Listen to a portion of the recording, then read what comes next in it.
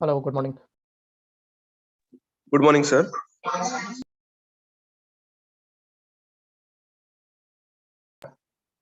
Sir, we will start our session in 2 minutes. Okay.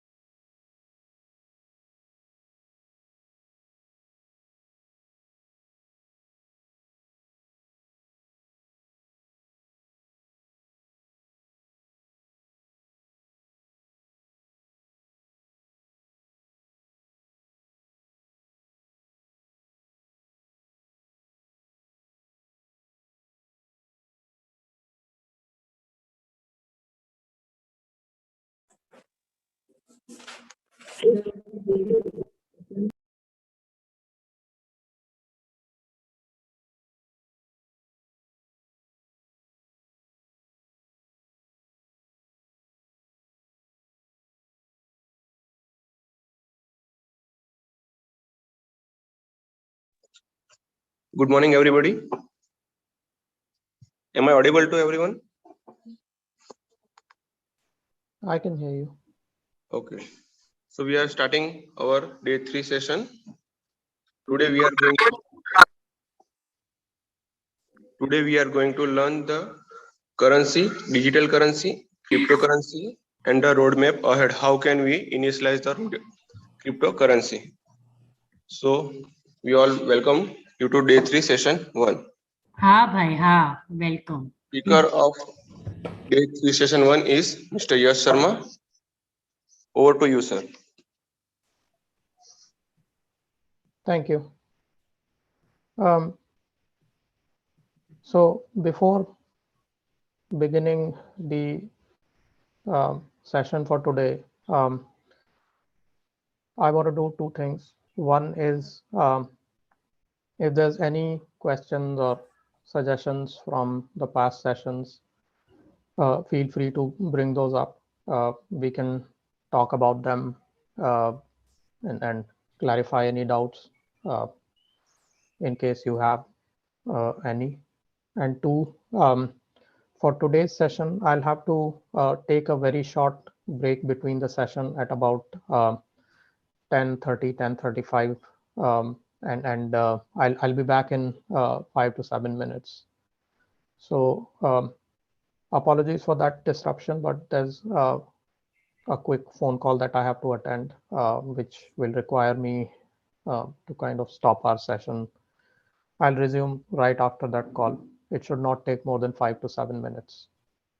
And we will compensate the time by just extending our session to that amount of minutes. Okay, sir. No. Thank you. Having said that, just leaving the floor open for 1 minute. If there's any question, thoughts, comments, or criticisms on how we are progressing. If nothing, then we'll jump right into the agenda for today.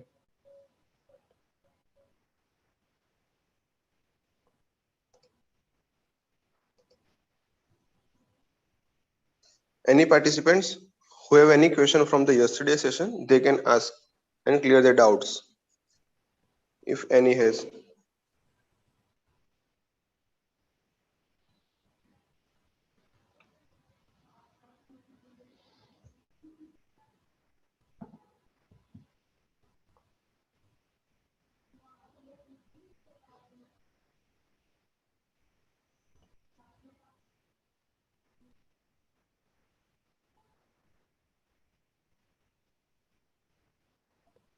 Sir, if they have any, they will ask in the continue session. We will start this session. Okay. Is Can it you okay? give me rights to? Yeah. Sir, I have already given it to you. You are not able to do? Yeah, it's saying disabled share. So let me check. Give me 1 minute. Sure.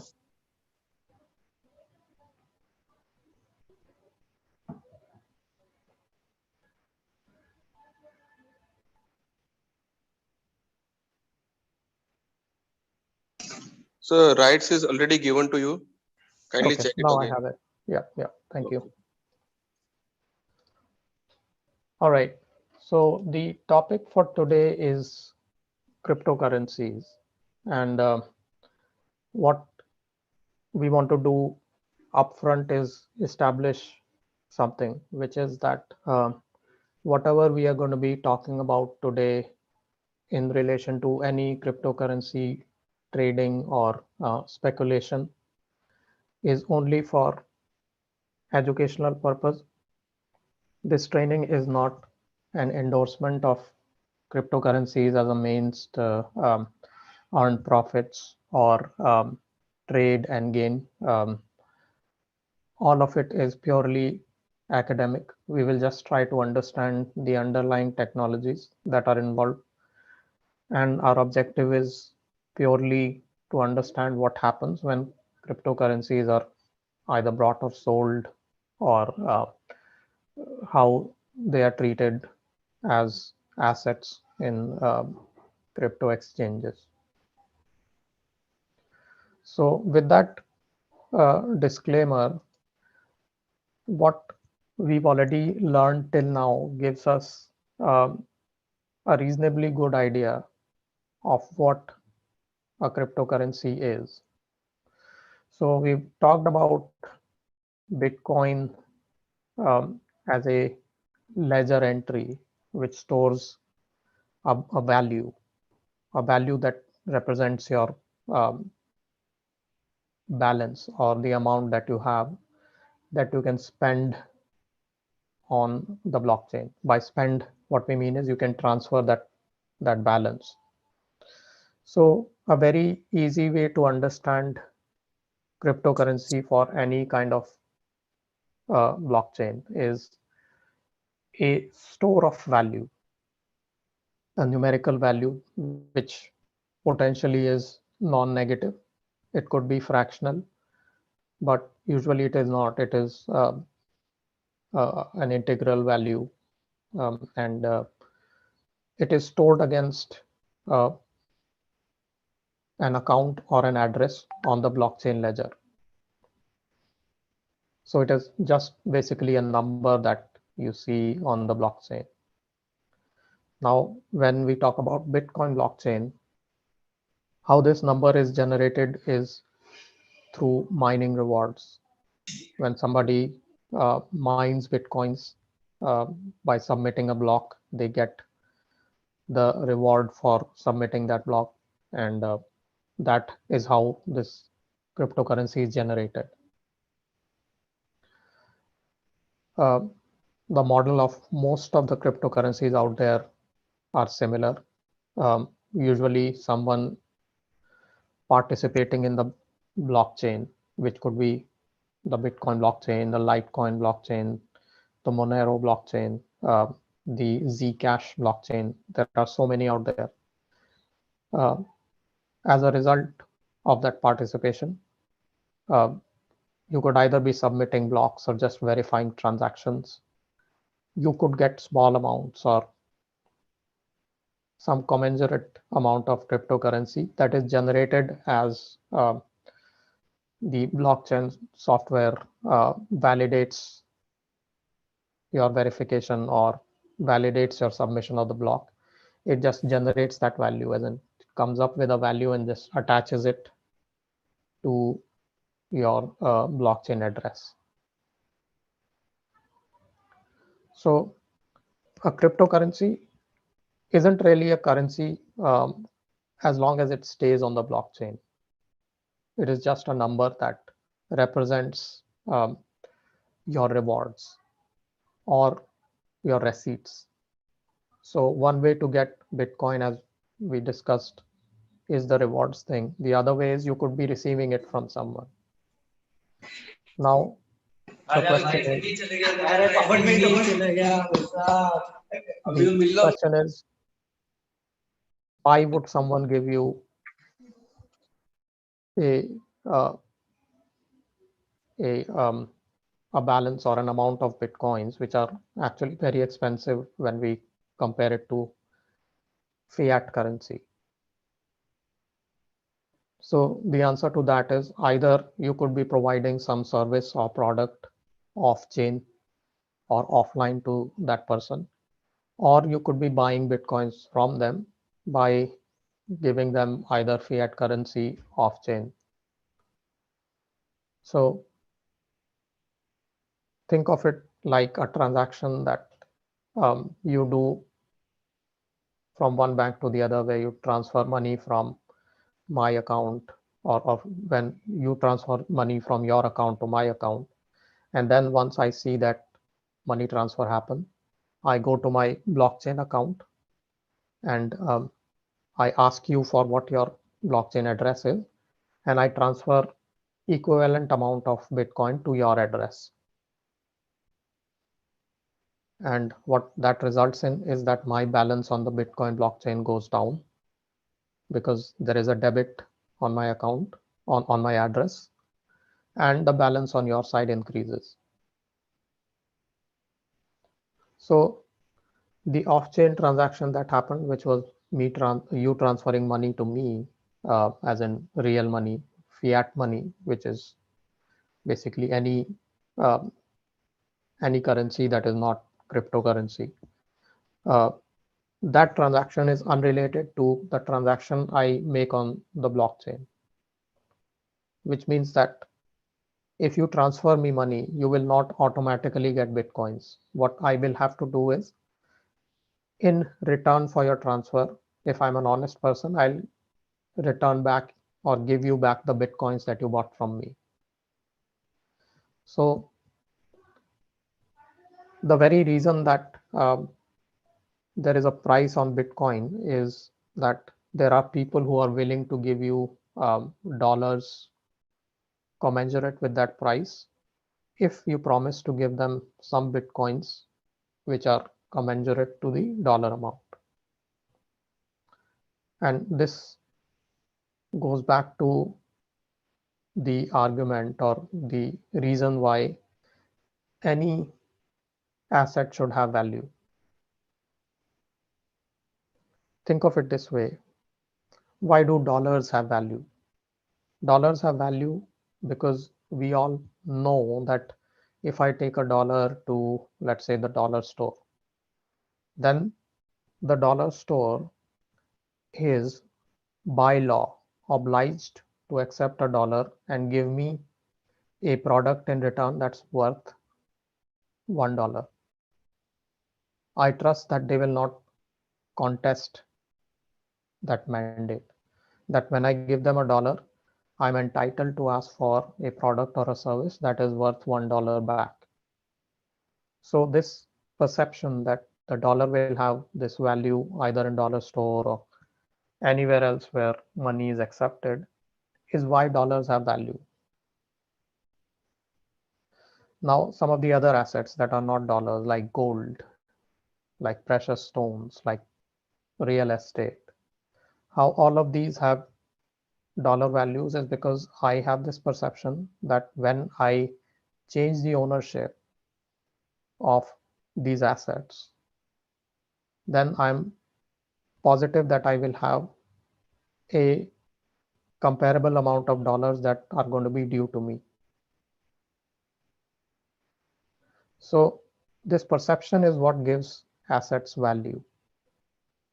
So something similar happens in the blockchain world.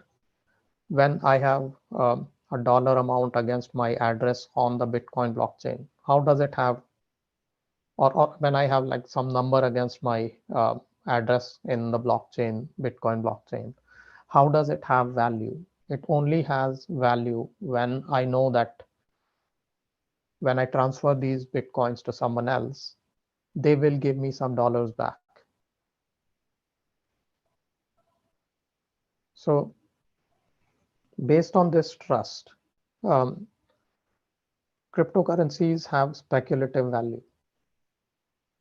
The only value that they have is speculative, as in someone thinks that tomorrow a certain cryptocurrency amount will be worth more dollars, which is why I should be buying it at a certain dollar amount today.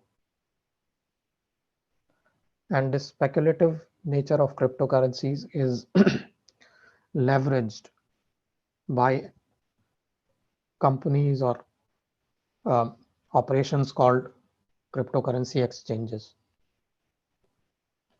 So, excuse me, you must have heard of the term cryptocurrency exchange very frequently.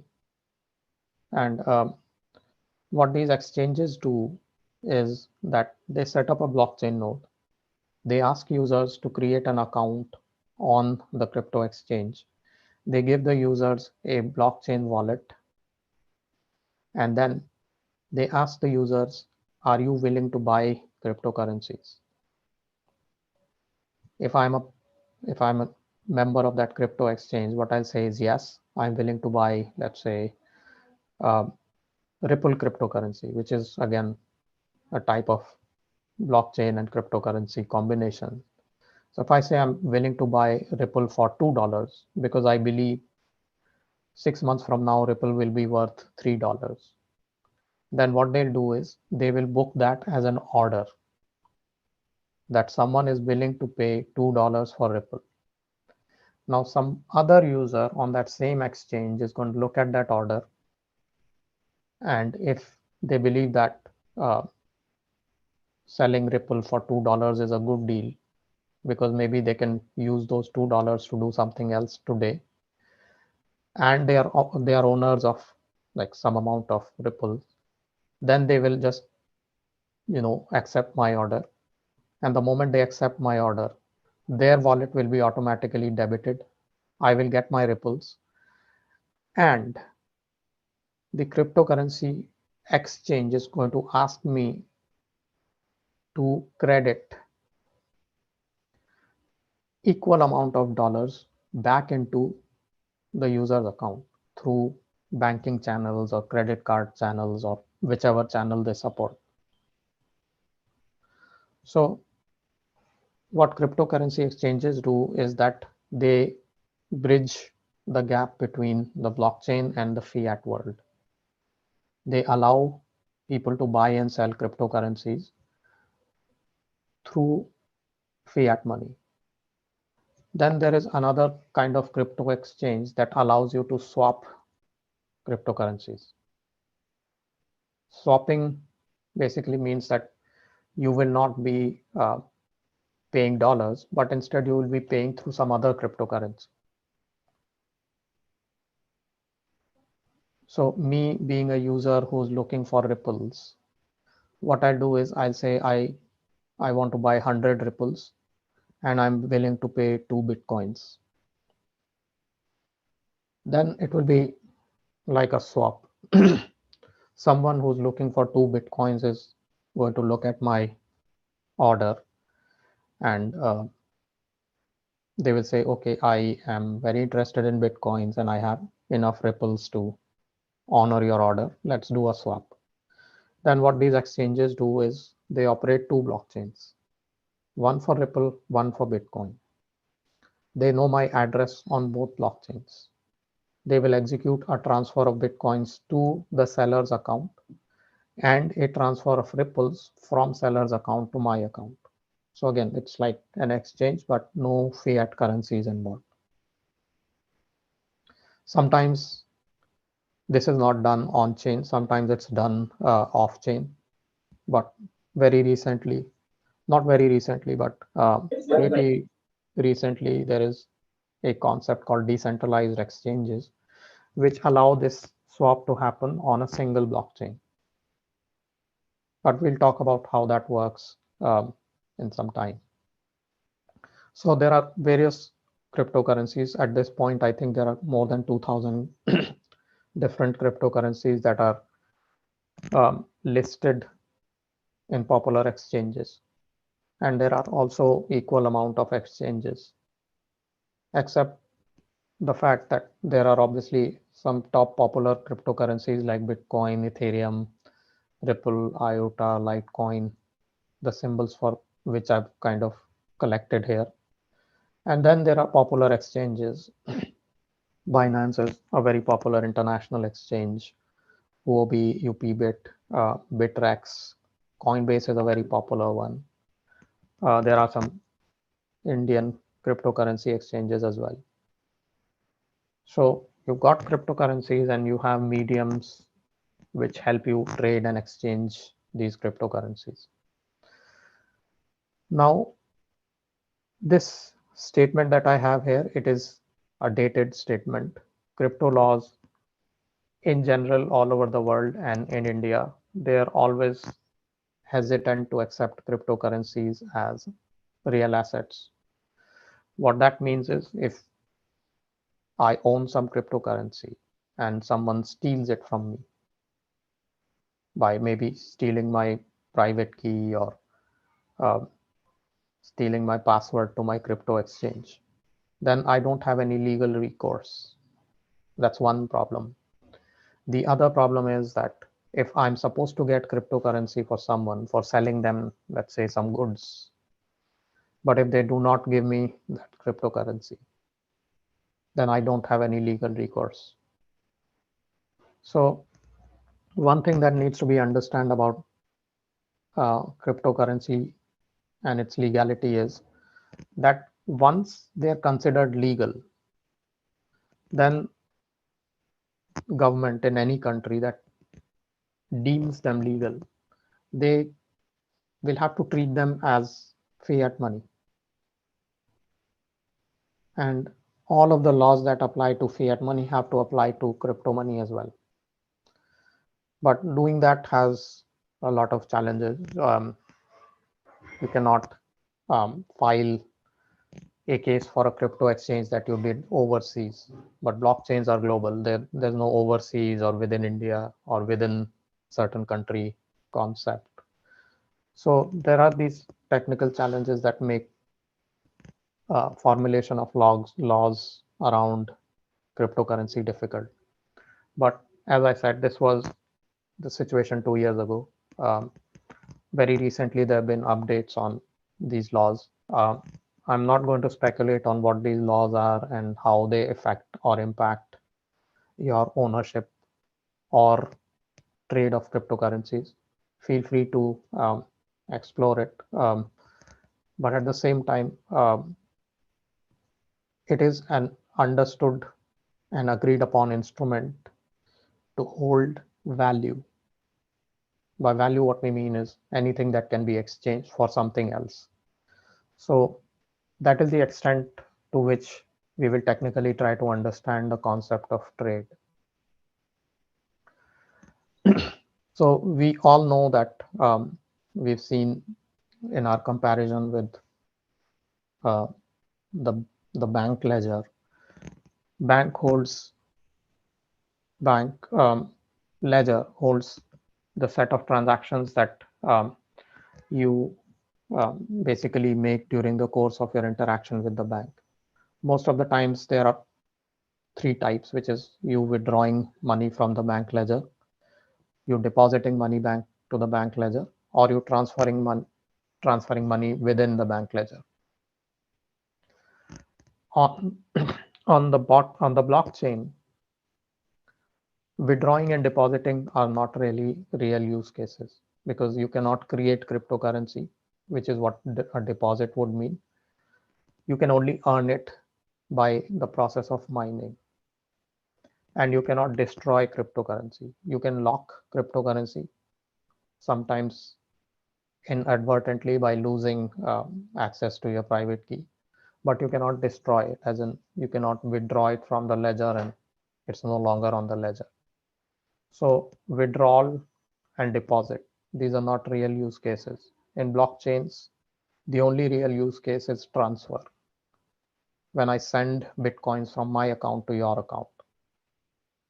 So it could be a send or a receive, which could be a leg of a transaction in which you're buying that cryptocurrency.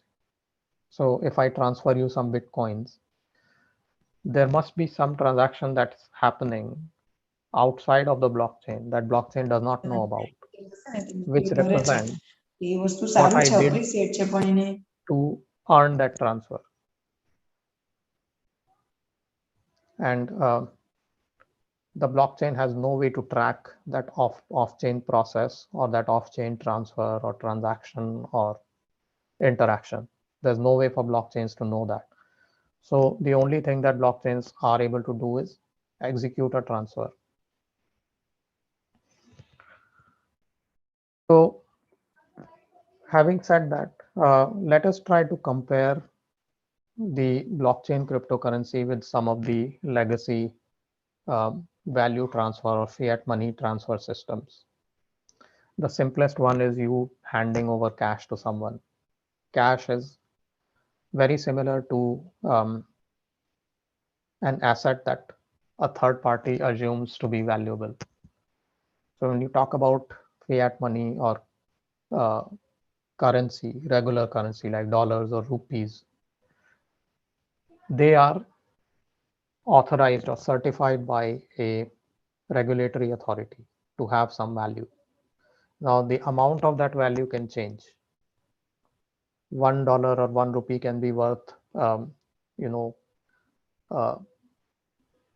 1 gram of rice, or it could be worth 20 kgs of rice.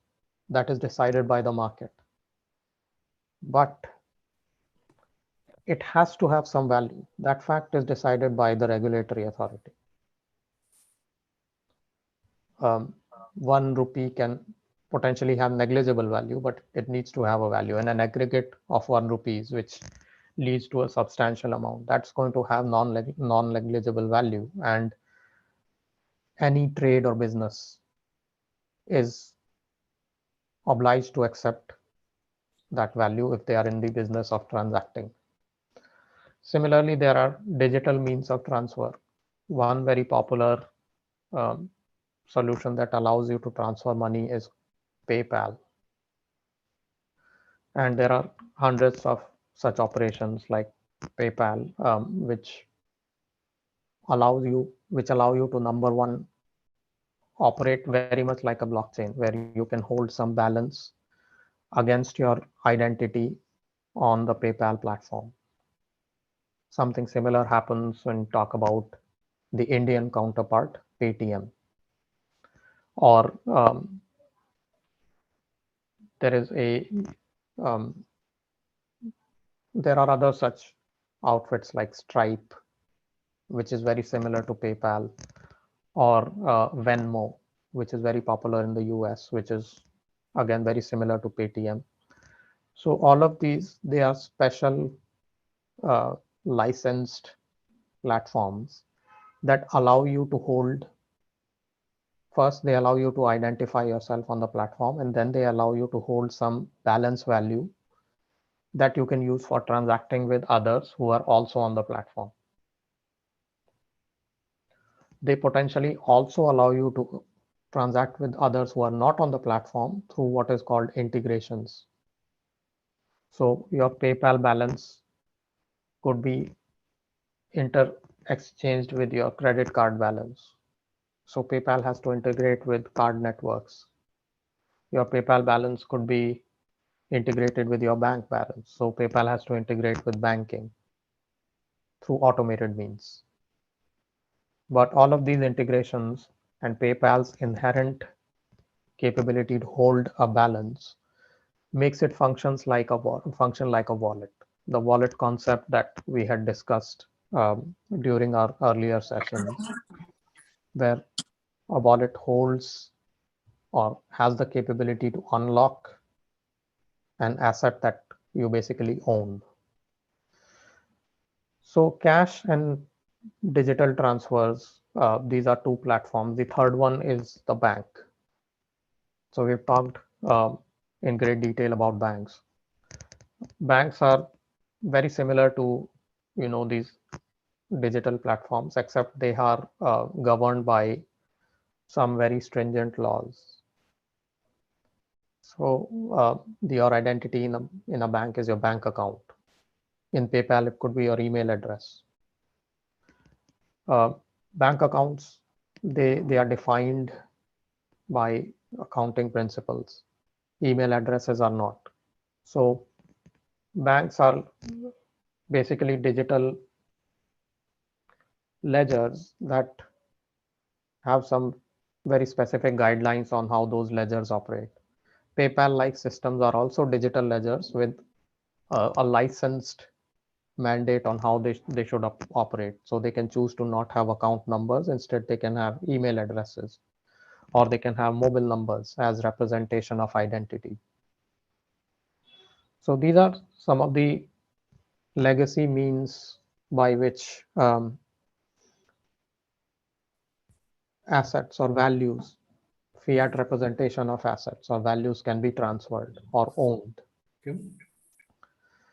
Now we've seen this blockchain ledger and we've understood how this ledger operates. When we jump to the world of cryptocurrencies, we get some uh, additional features that are not available with some of these legacy platforms that are out there, like cash or bank transfers and so on. And these are 6 in number that we'll talk about in a little bit of detail.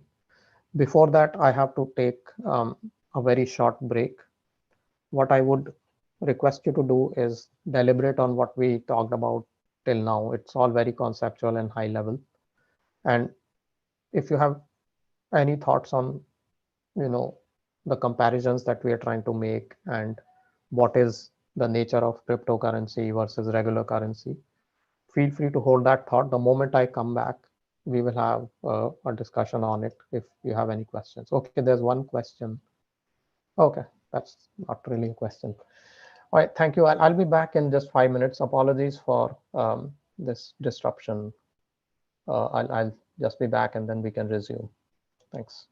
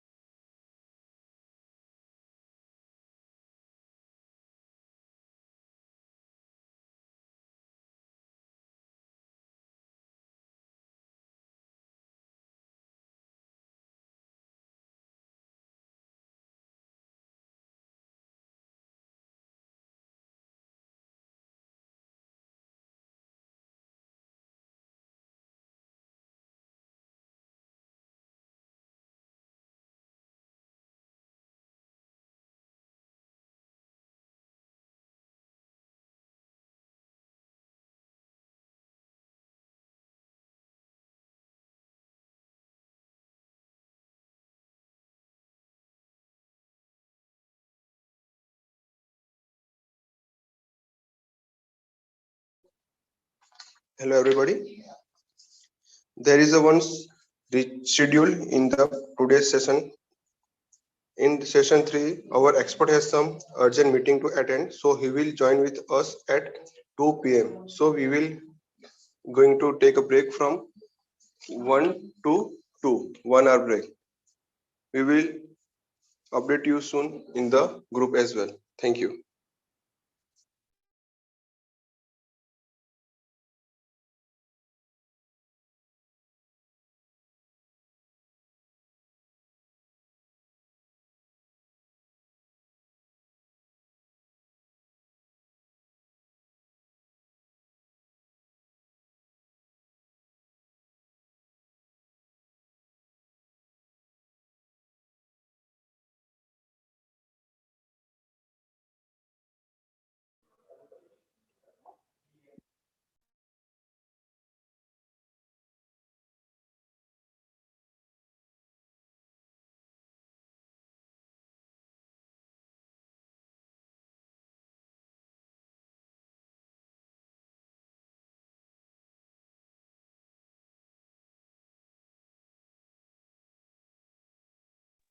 Yes, he will join with us immediately within a 5 minutes as he had some urgent call to attend. Thank you.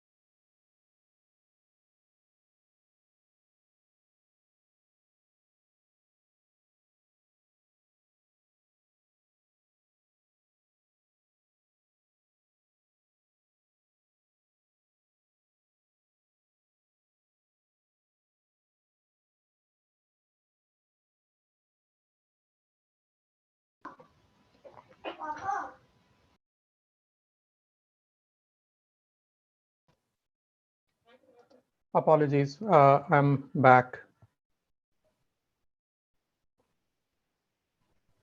Yes, sir, you can continue. Thank you. All right. Is my screen resumed? Yes, sir, it is visible. Okay. So before I proceed, any questions?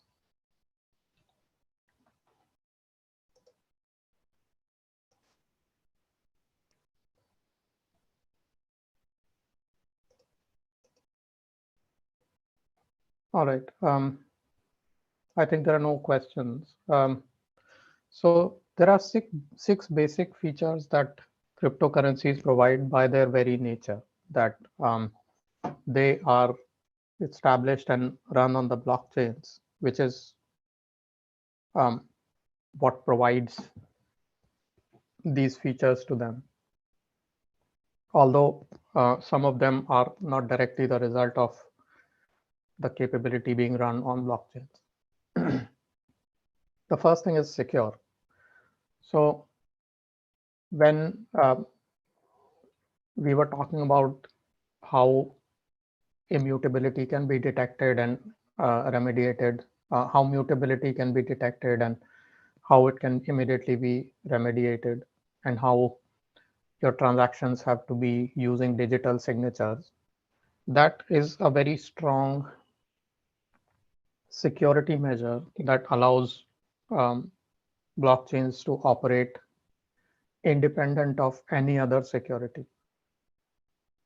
So when it comes to banking, the amount of security that is put in securing your ledger is substantial, and it isn't just putting username and password on the database. It is also providing some perimeter security where that database is retained on a system that itself has firewalls and secure zones and transport layer security built in for enabling access. All of that is not needed on the blockchains. They can live outside of any secure area on regular machines like mine and yours, but they are inherently secure. So that security of cryptography, which is digital signatures and proof of work, that presents a very powerful and authentic record set that resists any kind of attacks. The other thing is transaction anonymity. So we've said that blockchains are distributed and anyone can see the blockchain as it gathers blocks and transactions. We've seen the Ethereum blockchain on Etherscan. Just wanted to revert back to it. One thing that you would notice is when you look at a transaction, you only know the address, the blockchain address of the sender and the receiver. There is no way to link it back to an individual or an entity. Although what Etherscan does is that, excuse me, is that it provides a way to link an address to a name, like a business name, like this address belongs to a company called BitTrue. But look at this address, which is possibly an individual address that does not need to be identified to operate on the blockchain. So this transaction, at least on the credit side, is completely anonymous. No one knows where these many ethers went. They were sent to this address, but this could be my address, it could be your address. Nobody knows. There's no KYC process that attaches this to a real world identity. And that is something that works both ways. It is obviously good to keep transactions anonymous, gives a level of privacy to otherwise a very open environment and transparent environment. But at the same time, some of these addresses, by their very nature, they could be owned by um, parties that are not law abiding, but they'll still be transacting money. So some of the transactions that have happened in the past around um, um, hacks, like where somebody hacks your machine and then asks for some kind of ransom to unhack it or decrypt your hard drive, which is like a more specific way of what that process is. That that whole hack is executed by accepting not a bank transfer as ransom, but as Bitcoin transfer or cryptocurrency transfer. That is very easy for a hacker to execute, but because they stay anonymous, no one can trace where that ransom went. So this process is called execution of ransomware, where somebody hacks your system and either encrypts it so that it doesn't remain usable, or um, uh, encrypts your system files so that your system doesn't even boot up. So anonymity, both good and bad. Then blockchains have this global nature. I mean, we talk about Bitcoin blockchain. Anyone could be hosting a node anywhere in the world. What that means is you could be operating from let's say North America, and you could be transferring Bitcoins to someone in Australia. What that means, again, it's a two-way thing. That transfer is very efficient. It is almost immediate, and it does not involve any intermediaries. So the transfer can be like, the only thing that you pay for that transfer is the small amount of transaction fee. But at the same time, when you do cross-border transfers of value, then both sending country and receiving country have laws that have to be followed, foreign exchange regulations that have to be complied to. So it's an efficient way to transfer money across the world, but at the same time, it is not a very legal way. So it needs to be understood that although cryptocurrencies are global in nature, but they have this limitation that kind of keeps them from being global. Then the other thing, which isn't really a technical or an implementation concept, most cryptocurrencies are highly volatile. I said most because there are some that are made to be not volatile at all, and we'll talk about those. But when we talk about cryptocurrencies and compare them with regular fiat currencies, then we will see that the amount of volatility in cryptocurrencies is like to the tune of 100 times. If a dollar goes by 1% up or down, a cryptocurrency can go up or down by 50% in that same amount of time. And there are reasons for that. One is the very fact that they are global makes the sentiment also global. So when we talk about a fiat currency, it's limited to the country in which it's supported mostly. So although the impacts are felt, especially for important currencies, the impacts are felt globally, but it's not that severe.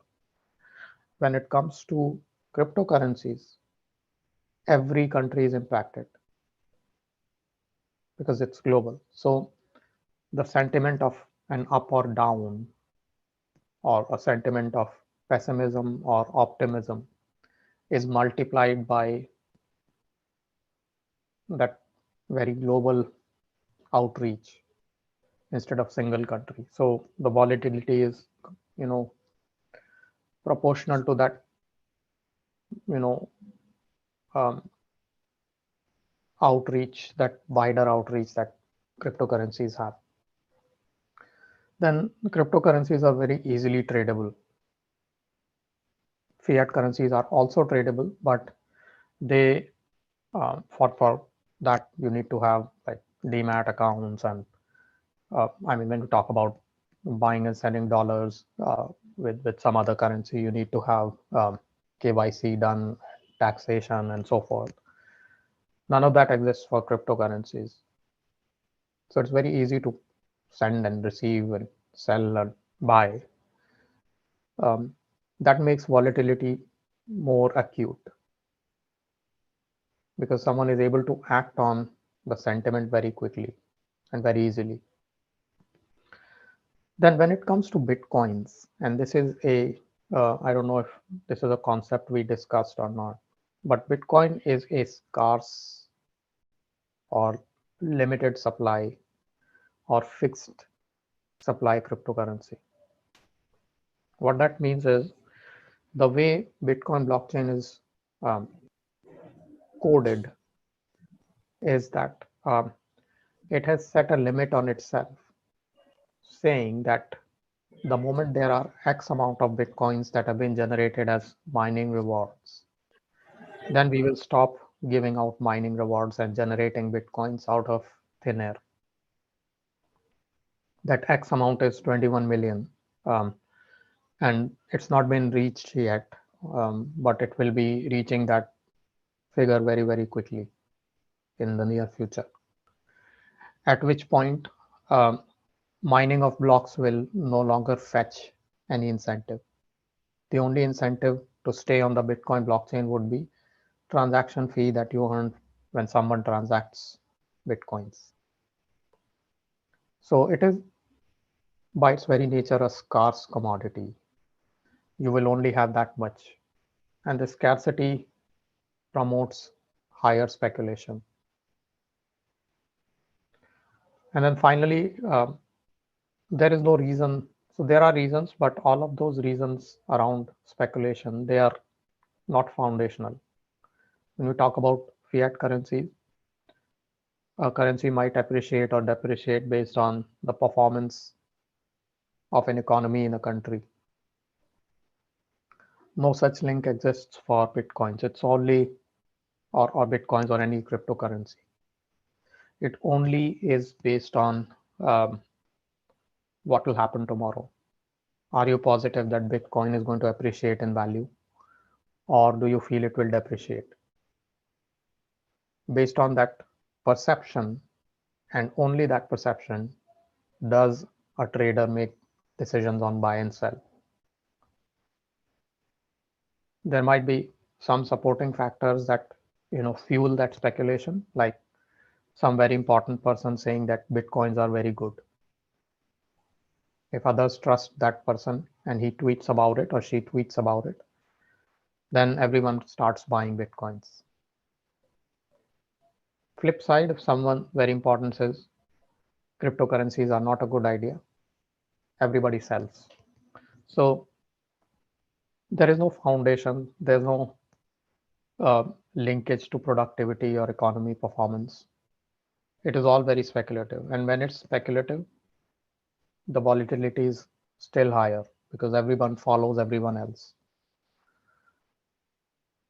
Having said that, we talked about the speed and nature of transfer. And we said that transfers are global. But one thing that we need to understand is the transfers are also on the same database. Blockchain is the same. Obviously, there are multiple copies that we maintained, but those copies are the same. They're identical.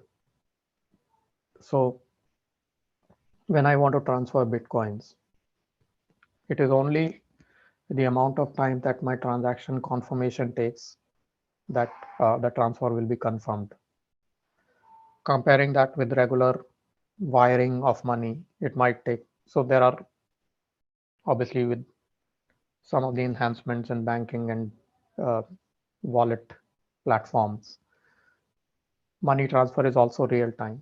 But when we talk about wire transfer, let's say I want to wire dollars from US to India, it might take very long time, might maybe like a day or so, because there are correspondent banks involved. Entries get made on more than one ledgers. Um, it usually requires funds to be sent to a correspondent bank, to another correspondent bank, and then finally to recipient bank and to my account. So multiple ledgers are involved, which is why, excuse me, which is why the time to transfer is also high.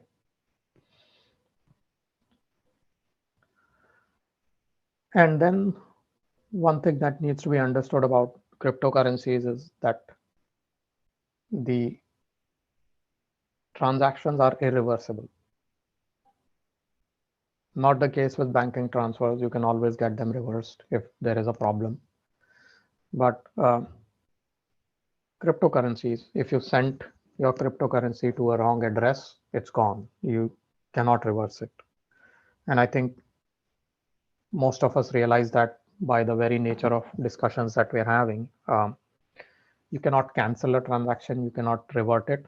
What you can do, however, if you sent money to someone who's not supposed to receive it by some error in address or something, then you can always get a corresponding transaction back from them, but they have to agree to send it back to you. So it all depends on the ethical approach to, erroneously sent transaction by recipient. If the recipient, just does not want to give it to you, you cannot force them. So those were some high-level attributes of cryptocurrencies. Um, we've understood the technical foundations in some of our discussions. Towards the end of this session, when I have like uh, uh, 10-20 minutes left, which, let me see, which will happen in about 15 minutes. What I'll do is I'll demonstrate how um, a Bitcoin transfer can look like on a local blockchain. Or maybe not Bitcoin. Let us try it on Ethereum. On Ethereum, I can show that transfer happen in the actual testnet environment. So before we get there, I know this is all conceptual and not all of it is very interesting. So I also want to show something happening and some real actual hands-on work. But feel free to interrupt me again, as I said, if you feel that we should, drop all of this because this is too theoretical and conceptual, and we want to see something happening, and how cryptocurrencies operate. We want to see that. I'll be happy to do that. So these are some of the top cryptocurrencies, the list out here, and this is a dated figure that there are 1,000 crypto coins. Now there are in excess of 2,000 crypto coins. And out here, one thing that needs to be understood is that we are talking about native cryptocurrency.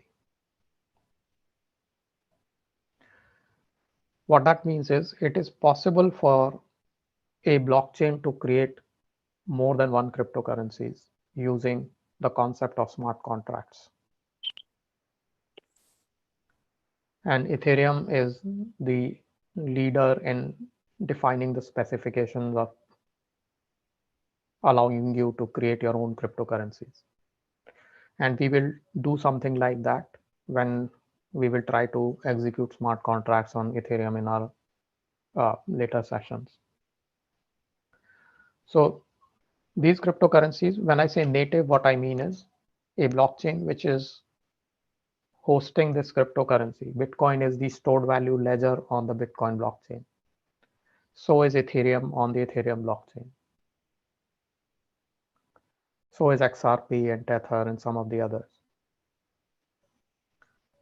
When we create cryptocurrencies on Ethereum, Ethereum allows us to name that cryptocurrency anything that we want. Then at that point, we will also see that what that process of creating that cryptocurrency does is it basically deploys a bank on the blockchain, your own bank. So earlier we said that the blockchain itself is very similar to a bank. With smart contracts, blockchain can become a bank of banks where you could have your own currency and your own ledger that keeps track of that currency and allows one to transfer that currency and check balance against that currency. Basically becomes a small bank just of your currency. So it's an interesting concept. Those currencies are usually called tokens, and we'll see how we can create them. It takes just 2 minutes to actually create them. So having said that, the fact that cryptocurrencies are volatile, it makes it very difficult for someone to adopt cryptocurrency in their day-to-day work. You expect that your Bitcoins are worth $2,000 in the morning. By evening, they are down to 700. That doesn't really work well with someone who wants or who's dependent on that value, maybe for business or for personal use. So the fact that they're volatile needs to be addressed. The fact that they're so volatile needs to be definitely addressed. So the industry that operated on cryptocurrency, they came up with a concept called stable coins. Stable coins, by their very nature, are stable, as in they don't fluctuate in price much. Although the much part is debatable, but they're very similar to the US dollar. And there are various ways how that is done, and we'll talk about them. But and the examples are numerous today. This is again a dated deck, so we're talking about Tether and Gemini. The most popular one today is USDC, which is a stable coin accepted everywhere. By everywhere, I mean wherever they are dealing with cryptocurrencies. So how these stable currencies are stabilized, and it is an important point to understand. There are various types of stable coins that are out there. And these types basically are representations of how the price of that coin is stabilized. So you think of a coin that you want to, or an asset that you want to create and you want to stabilize it. The easiest way to do that is by putting a collateralization against it. Let's say you create an asset. Let's say you release your own currency. You print your own dollars. Then how will you ensure that your dollar is worth $1? The easiest way to do that is, let's say you release $3 million, 3 million your dollars. What you do is, against those your dollars, you keep in safekeeping or keep in some kind of escrow account 3 million US dollars, and you tell everyone who's using your dollars that whenever you need actual dollars, just come to me. I have this corresponding $3 million safely kept. Just exchange. Ask me, give me my dollar back, I'll give you a dollar. So everyone knows that your dollar is worth $1 because they can come to you and they can get that $1 back.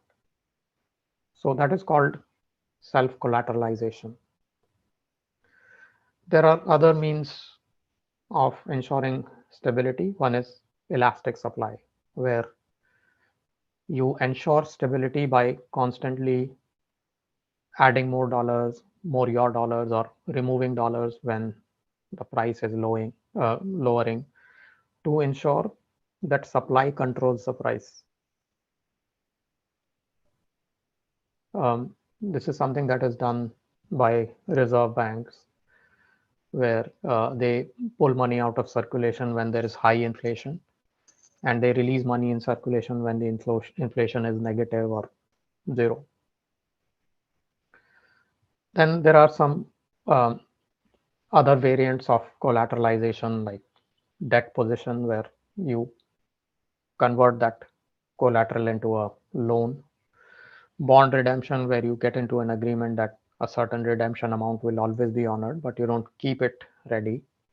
And then collateral redemption, where instead of dollars, you keep some other collateral as backing asset. So there are, and so the underlying concept is collateralization, and there are various kinds of collateralizations. As I said, one is fiat, the $3 million example that I gave. The other is if instead of dollars you have some commodity like precious stones, gold, food grains, oil, anything that backs the dollar amount. And then you could be crypto collateralized. You could keep some amount of crypto as collateral, but it needs to be stable. If it is itself not stable and not constantly moving up and down in prices, it's not a good collateral. And then finally, stable coins that are released by banks. They're not really collateralized, but banks stand behind them through regulations. So these are some means by which a stability of like a crypto asset can be established. And this is kind of important because when we talk about the road ahead, which is one of our topics, stable coins have a very important role to play. So I don't know if there are any questions. There are not. But at this point, we're basically done from a conceptual standpoint.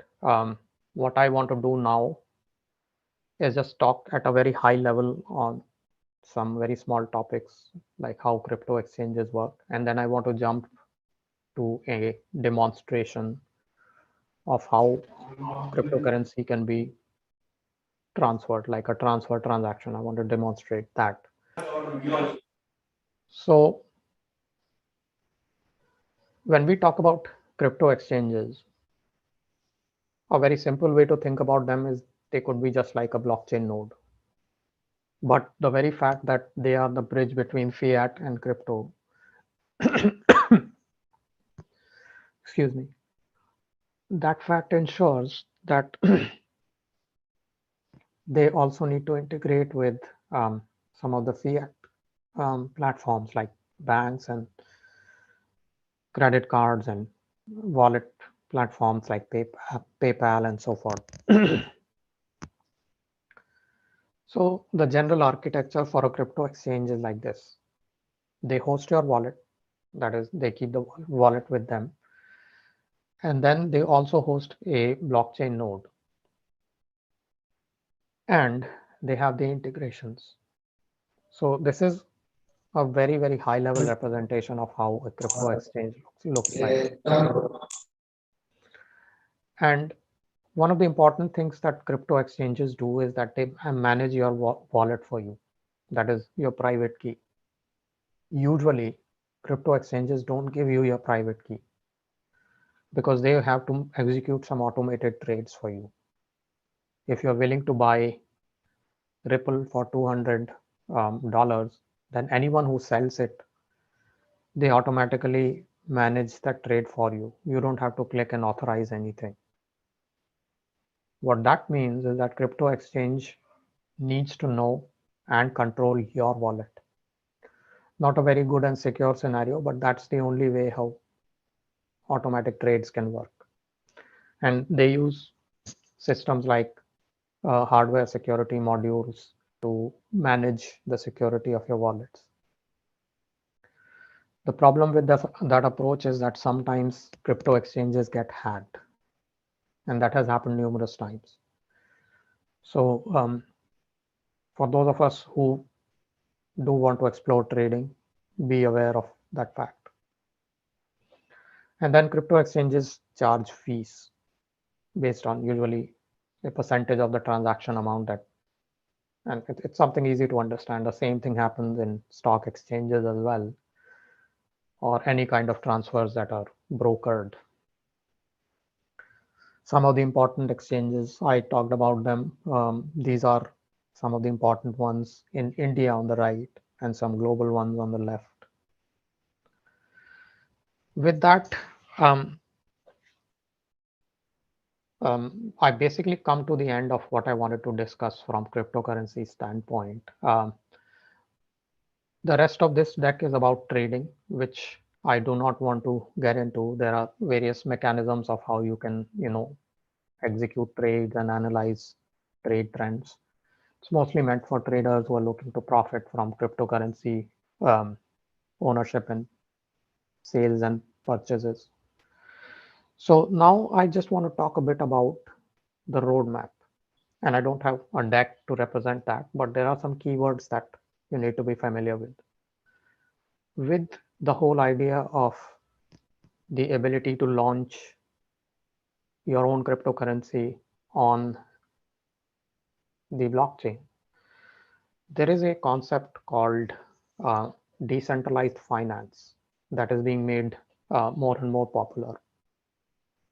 What decentralized finance does is it gives the ability to represent a complete financial product in the form of a smart contract.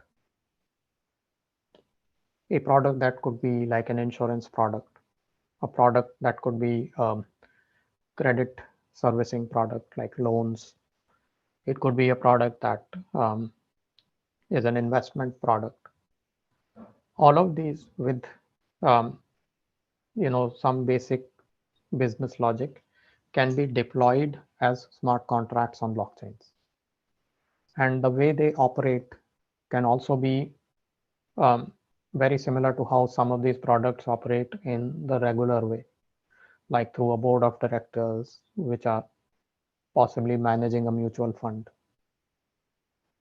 So something similar can be implemented on the blockchain, where there is a decentralized organization that manages users' funds by voting and electing to, use a user's invested fund in a financial product for the overall profit of that decentralized finance product and in turn the user.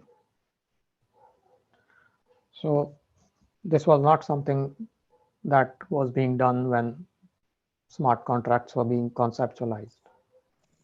It is a recent phenomena, and if you want to explore decentralized finance, there are various products out there like Compound or Uniswap or Aave or SushiSwap. All of these are very popular decentralized finance or DeFi platforms that help a cryptocurrency owner invest cryptocurrency, use it for either further lending, use it for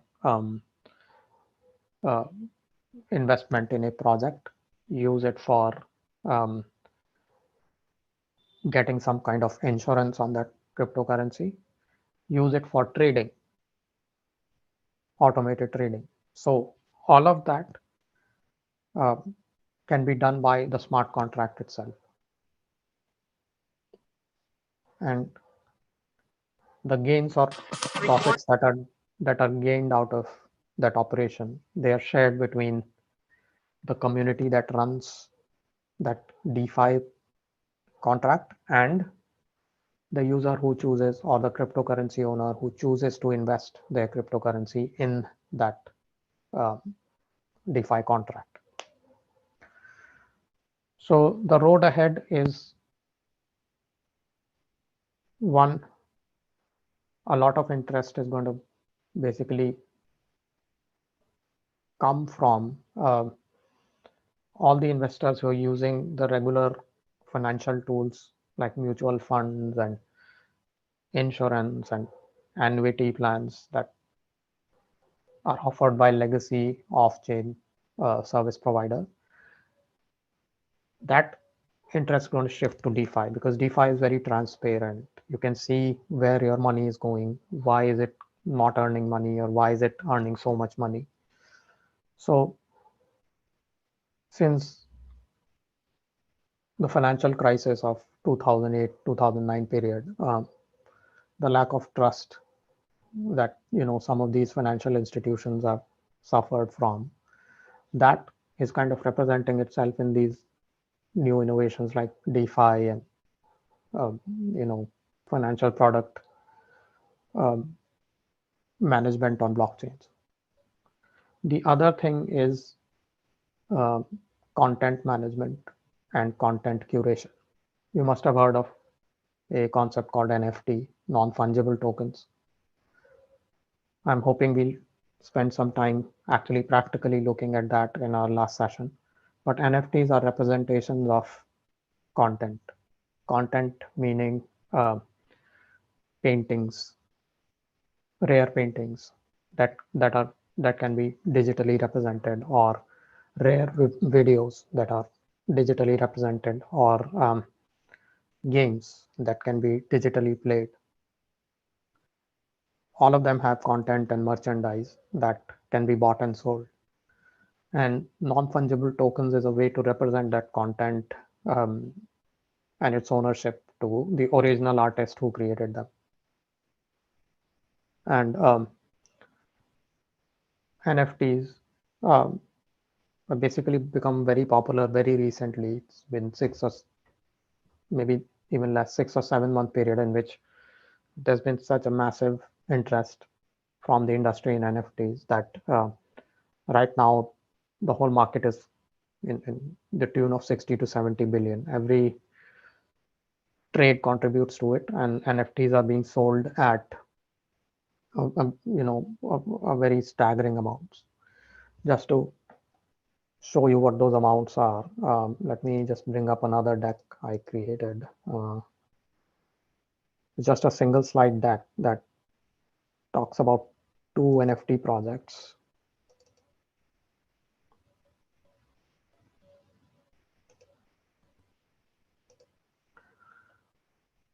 So on the left side, you have an image of an NFT that was, or an image or artwork that was created by an artist represented as NFT.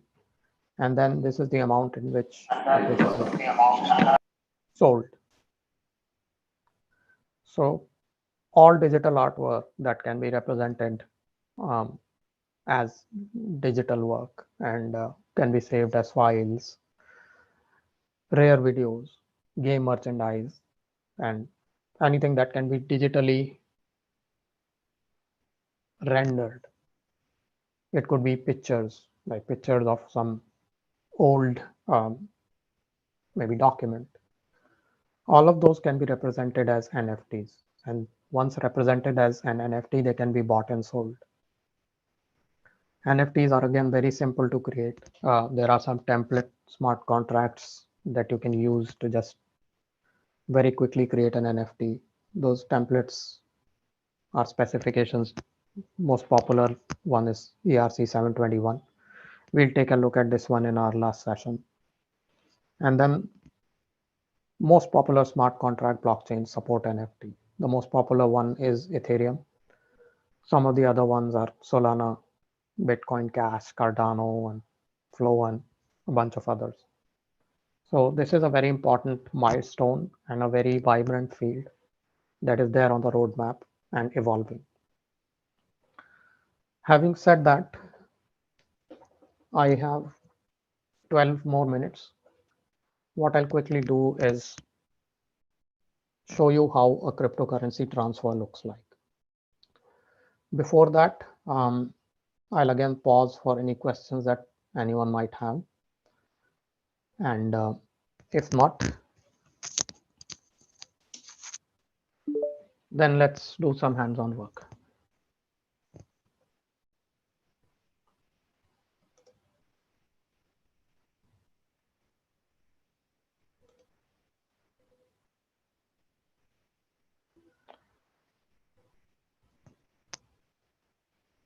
All right.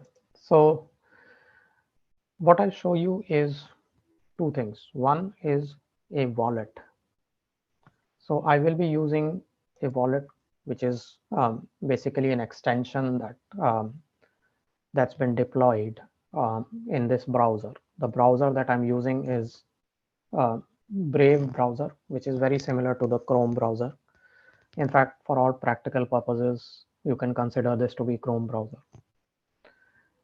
In this, I have installed an application called MetaMask. So you can just Google MetaMask. It will show you how to install it. It's just a single click install, and it will appear here, the top right corner. There'll be like this icon created, wolf icon. And once you click on it, it will basically appear like this. There are going to be a couple of steps that you'll have to execute if it's a first time install. I've already executed them. And what this will do for you is give you a way to manage your cryptocurrency wallets. Basically, it works only for Ethereum. I don't know if the latest versions have started supporting other blockchains like Bitcoin or not. I think not, but I mean, it was focused on Ethereum since the day it was developed. So we will be logging into my wallet. I have a password. What you have on the top right corner is the network that this wallet is going to be connecting to. So there are going to be different networks that you will have option to choose from. All of them are Ethereum networks. Ethereum mainnet is the actual real production network that runs cryptocurrencies. Some of the others like Kovan, Ropsten, Rinkibai, all of these are test networks that operate very much like the Ethereum main network, which is also called mainnet. But these test networks help you test because cryptocurrency on these networks have no value, but they operate like regular cryptocurrency. So when I say no value, what I mean is it cannot be bought and sold. So I have some cryptocurrency on this network. The balance cryptocurrency is held in this account. So I have 292 ethers in an account that I've set up on the Kovan network. Now, one thing that I can show you is the private key and account relationship right here. What I do is I'm going to delete this account. So just click remove and it will get removed. Now, let's say I have a private key on the blockchain, not really on the blockchain, but the address of which is on the blockchain and has some balance. Now, how do I see that I can import that private key here and then start operating on the balance, as we had talked about when we were talking about wallets? So that private key is something that I have kept in clear text here. This is that private key. Now, obviously, I'm showing you this private key, although it has some ethers, means that those ethers don't have any value. Otherwise, if I was showing you the private key of a wallet that has ethers on the mainnet, then anyone who copies this private key on your desktop, they can use it to own those ethers. I will basically lose them. So to enable this private key in your wallet, you copy it, you go back to MetaMask, and let me just expand the view. 1 second.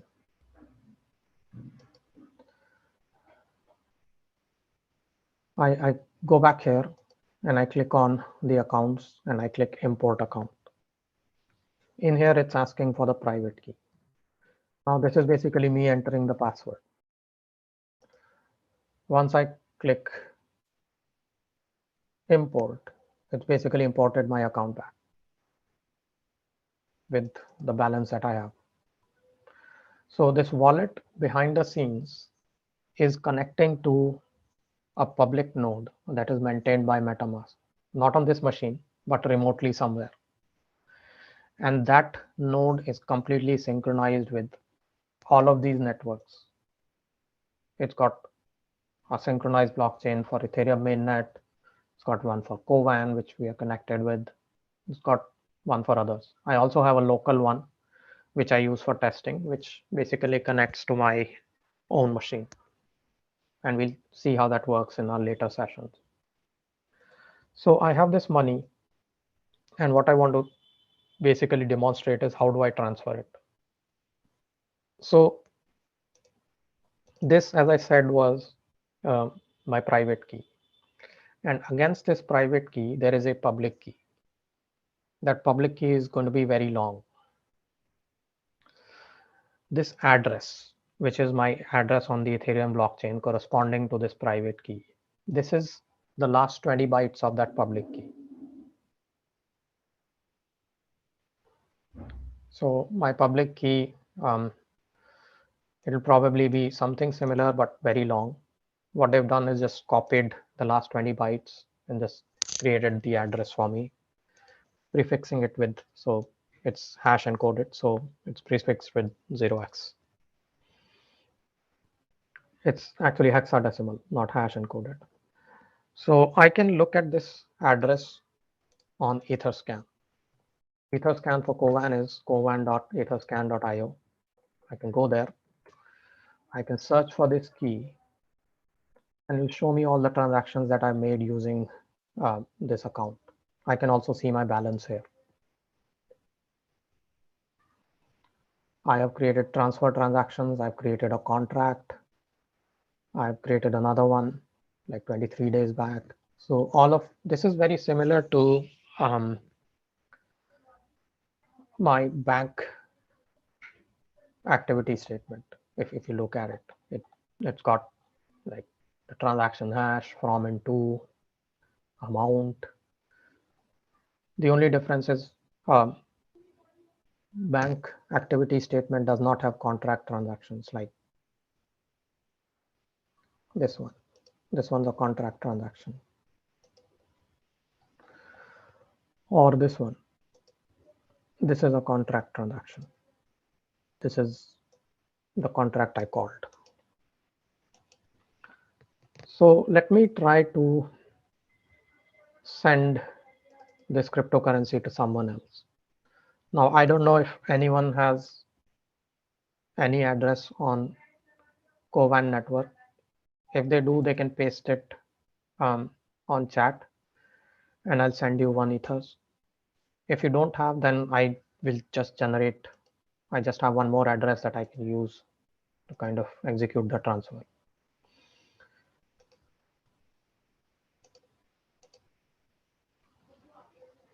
So no one has any address, in which case, let me just use my other account. So I copied the address of account 1. And what I'll do is I'll call send pasting the address of account 1, and I'll send a very small amount, let's say this much ethers. Now press next. It's going to show that I'm basically executing a transfer called sending eth transfer. It's this amount of transfer. The gas fees, I mean, I recall we talked about the gas fees is going to be this much. So the exact cost for me is going to be this plus this. I'm going to confirm this transfer, and it will create a record of this transfer in pending status here. This transaction just got confirmed. What I can do is I can see this transfer transaction in my address on Etherscan as well. It'll take a while for it to appear here, so I'll have to keep refreshing. But this has appeared here. So what I can do is I can click here, and it's going to basically show the details of the transfer. In fact, it's also saying I can view it on Block Explorer, which basically is going to open Etherscan for me. And this is the transaction that I made. It was made 35 seconds ago. It was made from this address, which if you copy and compare against my address, obviously the same. And then it was sent to this address, which was my to account. It was a send of 0.003 ethers. It was not a contract transaction, so input data is going to be nothing.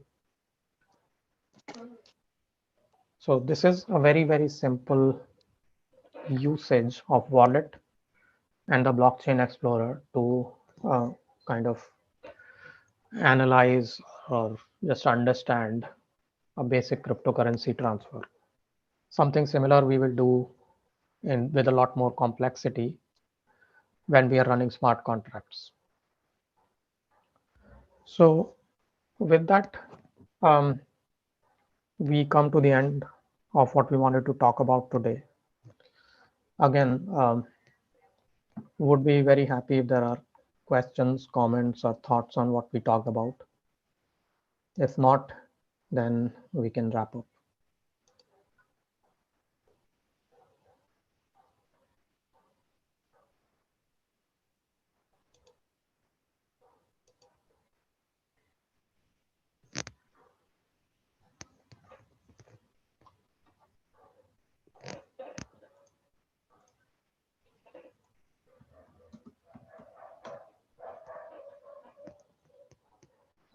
Any questions? Anything to add, suggest?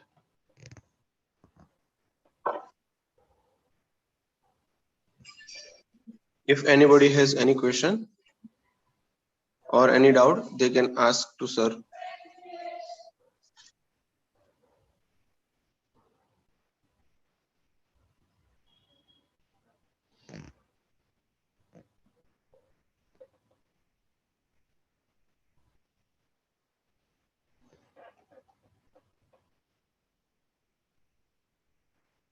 All right, it looks like we are good. So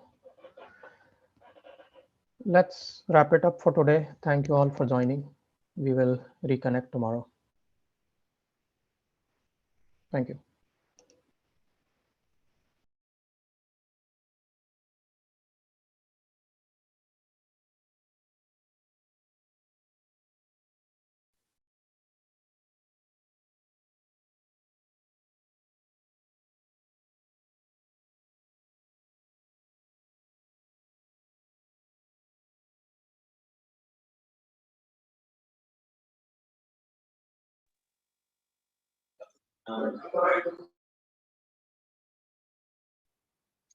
Thank you very much, sir. And we are moving towards the session 2, that is taken by Dr. Keyur Parmar. Welcome you, sir. Dr. Keyur Parmar. Hello. Yes. Yes. So thank you. Dr. Keyur Parmar is an assistant professor in the Department of Computer Science and Engineering at SVNIT Surat. Sir has earned his PhD from the Department of Computer Engineering at SVNIT itself. For more than 3 years, he was a researcher in the Indian Institute of Information Technology, Vadodara. Sir has participated in many prestigious national and international conferences and journals like IEEE Transaction, Springer, etc. IEEE Transaction Springers have organized him as a reviewer and a program committee member. Sir has the research interested area in the information security and the blockchain technology. Over to you, sir. Hello. So good morning, everyone. So I hope you are able to see my screen and you are able to hear my voice. So please type, please say yes or no in the, and then we'll start. Yes, sir. Yes, sir. You are audible and visible as well. Thank you, sir. So meanwhile, like maybe because of some internet issue or some other issue, if you are not able to see my screen or if I'm not audible, you should inform me, or at least inform the coordinators of the workshop so that they can call me and then I'll check on my system whether there are some issues related to internet or not. Otherwise, we'll continue with this talk. So basically, I assume that now it is it is not the first day, so you must have already learned something about the blockchain technology and how important this technology is in today's world. So topic of my talk is basically comprises few important things, like they are very separate domains. In this talk, we are going to see all of them, like how they are connected. So one of the first thing is this blockchain technology. So I think you have learned some of the talks and you basically understand that how exactly the cryptocurrencies work or how exactly the blockchain technology work. The other domain is security and privacy. So while learning that cryptocurrency and other stuff, you must have learned something related to security and privacy issues. For example, you must have learned that we are going to use some hash functions, or we are going to digitally sign some documents and or transactions and something, and we are going to store it in a immutable ledger and so on. So that aspect, like security and privacy of transaction that we are storing in the distributed ledger or any form, whatever we are communicating among the network nodes, that part is very important. And the third thing that is very important is the Internet of Things. So this word is also something that you used to hear nowadays, and it's a very common thing. Like previously, around 1990s or 200s, I think around 1990 or something, internet was new, and the basic idea of internet is to allow the human beings to communicate the information. So here what we are talking about is not something that internet of human beings or something that we use to communicate the information, but rather an internet of things. And how exactly we can use the blockchain technology to improve the security and privacy of IoT devices. So this is the objective of this talk. Again, the objective of this talk is how we are going to use this blockchain technology to improve the security and privacy of information communicated by these IoT devices. So whatever the information that are communicated as to or stored by these IoT devices, that information we want to protect. And to protect that thing, what we are going to use is a new technology, that is blockchain. So basically the outline of this talk is this, like first I'll introduce you to Internet of Things. So if some of you are new to Internet of Things, I'll explain what is Internet of Things. The second thing is we are going to see what is blockchain or distributed ledger technology. So I assume that most of you already understand the blockchain and distributed ledger technology. So I'm going to briefly give you some sort of an introduction that is relevant to this talk. And the third thing is We are going to discuss the blockchain DLTs for IoT security and privacy, and then the last one is references. So I'm not sure whether I'll be able to share my share one video with you or not, but let me try.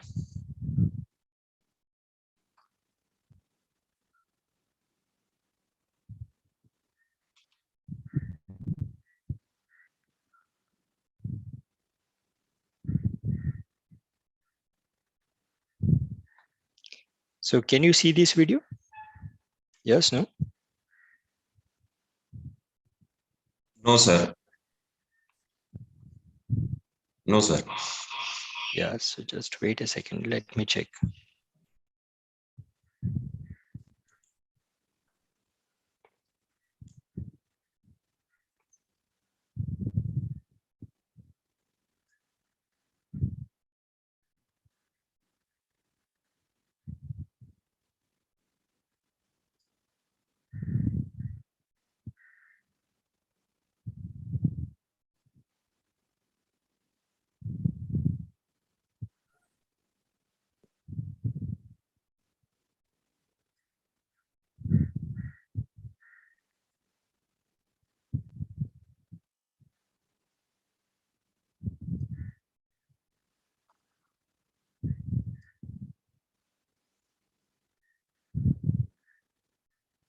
So I think now you are able to see the video.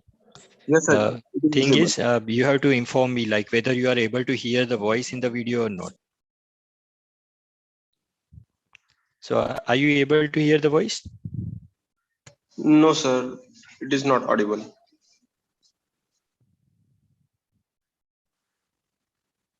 So video is paused, so maybe due to it, we are not able to hear it. Smoothie. Making smoothie. Calendar. Audible. Jazz. Playing. So now you are able to hear the audio? Yes, sir. Yeah, so now let us see this video first for 3 minutes and then we are going to have this talk. So Sure, sir. basically it is like how exactly the IoT works. Okay, sir. Play jazz. Playing jazz. Smoothie. Making smoothie. Calendar. No meetings today. Remember.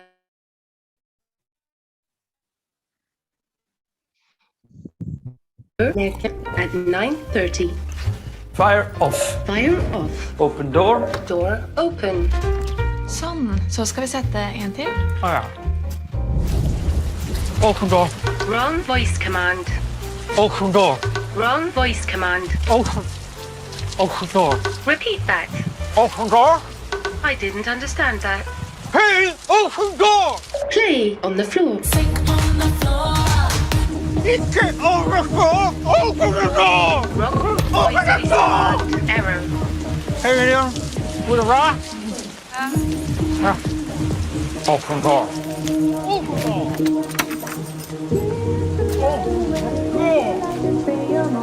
Open door. Higher. Higher volume. Higher. Higher. Open door. Door open. Radio on. Playing radio.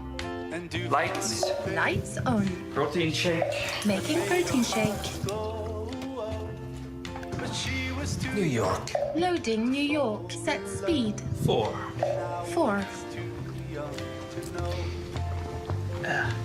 6. 6. 16. 4. Error. 16. 4. 4. Correction. 16.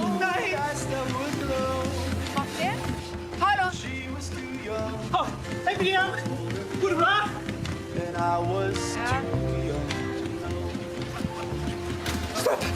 Up. Nej, down! Lights down. Only 16. Only 16. 4. Fra en klassiker til en annen, her er Summer of 69.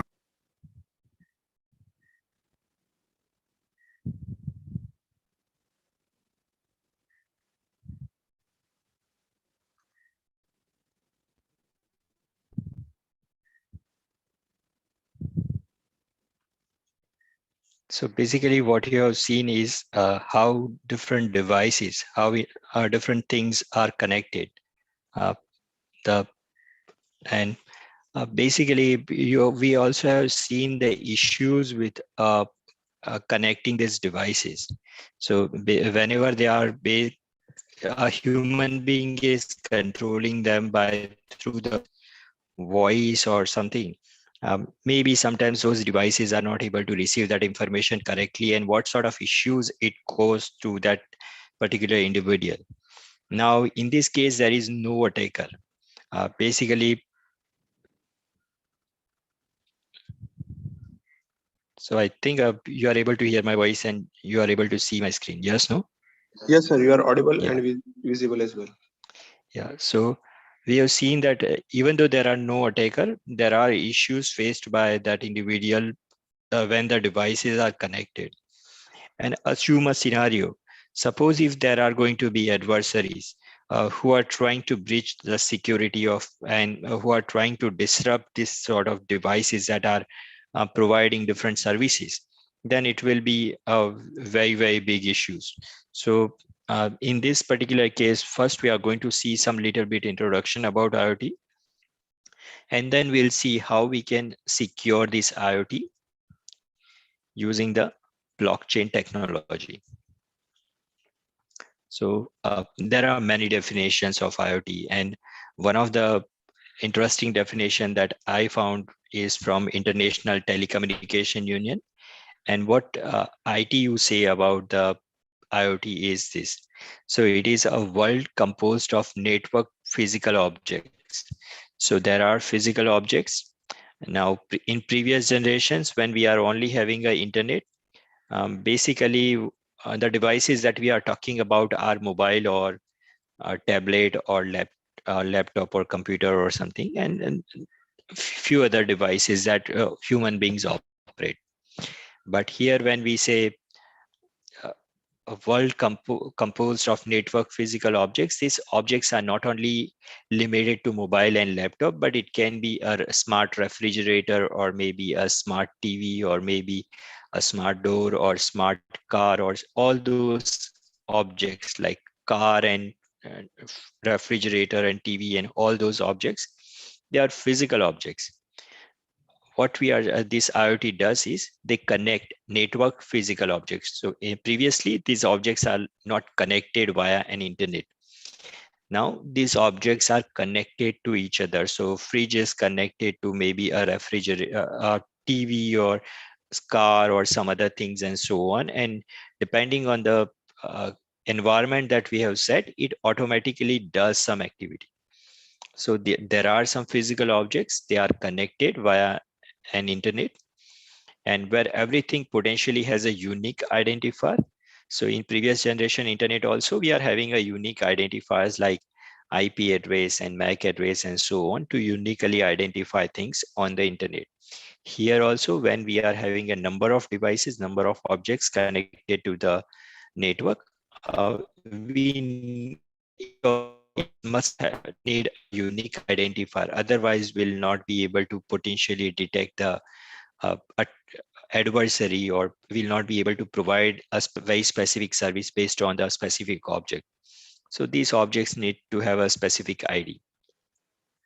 And what these physical objects does, they can interact with each other and they can cooperate with each other to achieve some sort of a common goal. So basically that common goal is usually to improve the services that they provide to human beings. So for example, whether that smart refrigerator is, so ultimately the purpose of that smart refrigerator is to reduce the temperature or increase the temperature, or the same thing is with the smart AC, depending on the presence of an individual or something. So this is IoT. It is nothing but all those objects that we are used to in the previous time also, like 10 years back also, we are using the same thing like in computers or air conditioners or a car or fridge or something. So they are the same objects. The only thing is nowadays those objects are connected to the internet. They share the information with each other objects as well as with individuals like human beings. and ultimately their objective is to achieve some sort of a common goal. For example, to reduce the power consumption.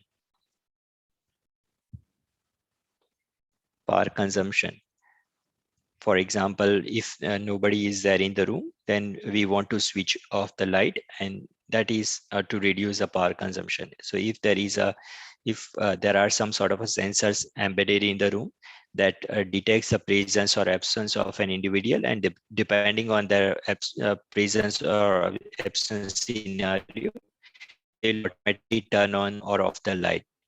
So that sort of thing, if we can do it, then it will reduce the power consumption. It improves the lifestyle, like we don't have to put any efforts in order to do these things. And if all these devices are connected, that usually for that we have to manually do things. And instead of manually doing that thing, if we have some sort of a devices that helps us to do that activity, then we can focus our time and attention on more productive things that improve our lifestyle. So and that is IoT devices. And do you know any IoT devices? Can you name some of the IoT devices? So if participants, if you can turn on your audio and at least answer the questions, it will be more interesting, and for me also.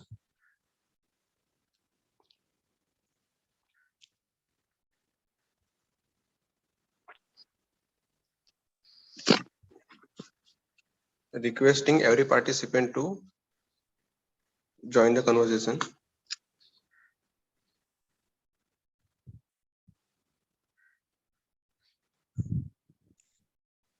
Raspberry Pi, sir.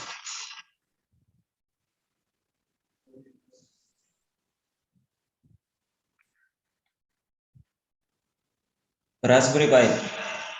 Yeah, so one thing is Raspberry Pi. So what is this? So it's a very small device consisting of certain sensors, and we can do the computation here. So it's more like a mini computer. But it is mainly like the objective is same, like it works as a computer. What are the other devices, IoT devices?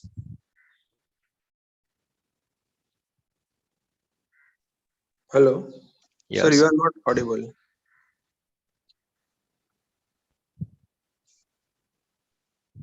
So let me check.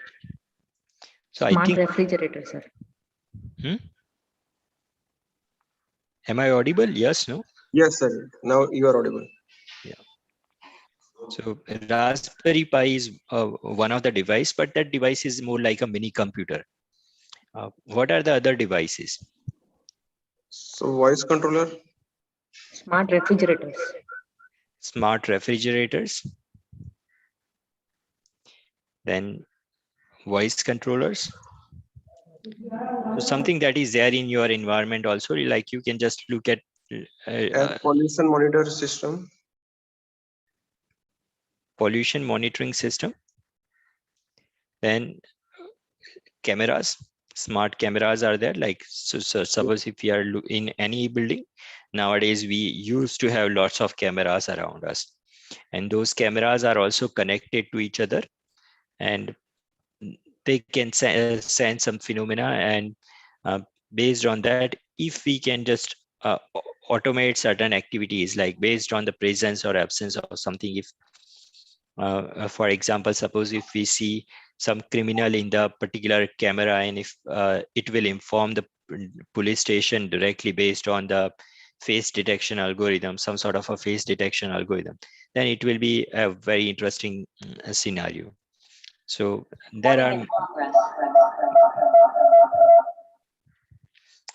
many IoT devices, and ultimately the objective here is these devices should be able to interact and cooperate with each other. So as long as they do not interact and they do not cooperate with each other and to achieve some sort of a common goal, basically they are the same old generation devices like physical objects. Even though they are able to connect to other devices, they are not achieving any common objective. So even if we have a smart cameras, but if they are not automatically doing certain activities or achieving some sort of a common objective, then it is not going to be a very good scenario. So here when we say IoT devices, basically we want them to cooperate with each other, interact with each other, and achieve some sort of a common goal. Basically, IoT enables a wide range of resource constraint and resource-rich devices to communicate data with each other. So there are two types of devices. First one is resource constrained devices. So that Raspberry Pi is a resource constrained devices. Like if you see the Raspberry Pi, a very small processor is there, and the same thing is with RAM and the storage capacity and so on. So Raspberry Pi is a very small device, but then there are many powerful devices also are there. Like for example, the computers or even the mobile phones are nowadays very powerful. So Raspberry Pi is one such device. For example, suppose my camera is there in the lobby or something. So those cameras are also resource constrained devices. So they may not be able to process lots of information, or fingerprint scanner. So that device is also may not have a very big resources. It does a very specific thing and the resources are limited. And then there are lots of other sensor devices. So basically I worked in this area during my PhD and the in resource constrained devices, and the sensors like Telos B and so on, or Mica Z and so on. So these sort of sensors are there, and those are very, very resource constrained devices. The same thing is with about health monitoring. So usually nowadays in many foreign countries also, they implant some sort of a devices into a human body, and that implanted device interact with some other device, for example, a computer or some sort of a mobile phone or something, to give the information about the different statistics about the patient's health. And those implanted devices are also a part of IoT. Now, those implanted devices are again a case of resource constrained devices, because we cannot, for my mobile phone, I can simply charge that mobile phone by connecting it to the plug or something. But for the implanted devices, we don't have that option. Like we can simply charge it as and when we want. The same thing is with the other resources, like the storage capacity of that implanted device or the communication range of that implanted device is going to be a limited thing. And then what we have to do is we have to think about the algorithms to make that implanted device secure. So when we are having a very limited resources, and then we have to execute the algorithms on those limited resource devices, is something a very, very challenging thing. If the resources are there, like for example, my computer, then I can execute a certain complicated algorithm smoothly, like there are no issues. But if we are talking about a resource constrained devices, executing those algorithms are challenging. And that is one thing. The next thing is over 20 billion devices in the next 10 years will be there. So when we are saying the IoT of human beings, there are going to be many human beings are using different devices. For example, suppose my mobile phone is there and my laptop is there and tablet is there and all those things, but I have 3 devices. But when we say IoT devices, for example, if there is a street and in the street the government has placed certain number of cameras, then there are going to be many such devices. Or for example, if we are measuring the if there are implanted devices in the different patients or something, so it will increase the number of devices. Now 20 billion devices in the next 10 years is going to be a very important things from 2 perspectives. One thing is what is going to be the future. So suppose if some of you are going to be a BTech or master students, and you have to think like in which area should I work so that in future also I'll be able to have a better job prospects.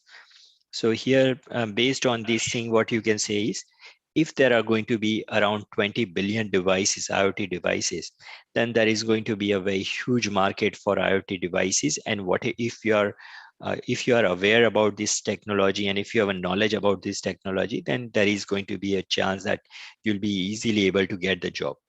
So basically, this 20 billion devices in the next 10 years helps us to know that if we'll have a enough skill set in this domain, then there will be a very easy thing for us to get a job.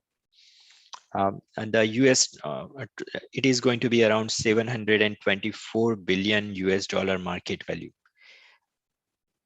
And this is today, or something just few months back. And in future, like after 10 years, this will grow significantly. And so the chances of job in this area is also going to grow. Why we are using the IoT devices? So basically it boosts the efficiency at home and at industries such as supply chain, healthcare, energy, transport, etc. So in all those industries, previously they are working manually, and now what we want to do is we want to use different devices which has embedded sensors, and they improve the efficiency. So ultimately the efficiency is the goal. And then again, we have seen the power consumption and other stuff. So when we say we are reducing the power consumption, but ultimately it is the efficiency. So for example, I'll not be able to switch off my lights or fan or something with that efficiency as compared to the IoT devices, because IoT devices will be more accurate and they'll be efficiently do that assigned task. Usually IoT devices collect a very sensitive data, such as if suppose a device is implanted in a patient, that device is going to take lots of very important information from the patient's body, and that information is important for patient and the doctor. But sometimes that information is private to the patient, and we also have to think about the privacy of the patient and so on in that scenario. Or in some cases, location information, like suppose you are moving in a vehicle and you are going from one location to the other location, and if some IoT devices are providing your location information to some sort of maybe your enemy or something, then it is going to be a big issue. The same thing is with the movement of the military vehicles. If that location information is shared with the enemies, then it will be catastrophic. So what we can say is, whatever the information that these devices automatically collects are very sensitive. And what we have to make sure is, whatever the information these devices collect, they remain secure. So the objective of this talk is, how do we ensure a secure and trusted IoT universe? So the keywords are secure and trusted. So we want to make sure that whatever these IoT devices communicate, that information remains secure, and whoever the device is, like whatever the device is, if the device provides some information, then it should be trustworthy information. So that is the goal. What we are going to do in this talk is, we are going to use blockchain technology to improve the security and increase the trust in the data collected by these IoT devices. So let us see what is blockchain. So I hope you understand, you have some sort of a way, like, so I have not included anything here because I'm assuming that you have some sort of a basic idea about the blockchain technology. So can you share, like, what do you think about the blockchain technology, so that I can briefly find out whether you understand it or not, and based on that, I'll be able to explain it in more detail if required.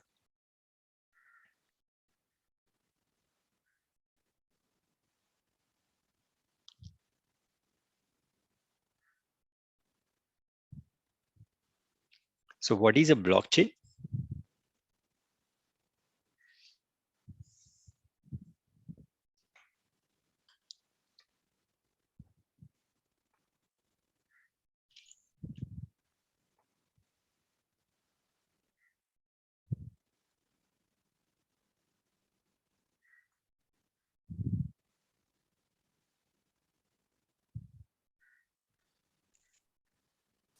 Sir, blockchain is some distributed system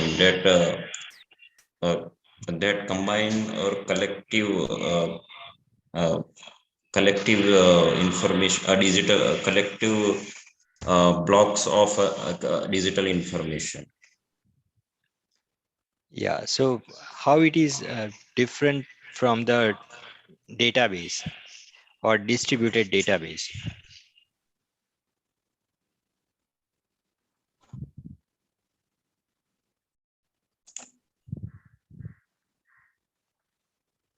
Sir, basically, blockchain is not, it is unable to be modified, it will say. Yeah, so basically, when we say blockchain, what we are saying is blockchain is, there are two things. One is blockchain network, and the other thing is blockchain ledger.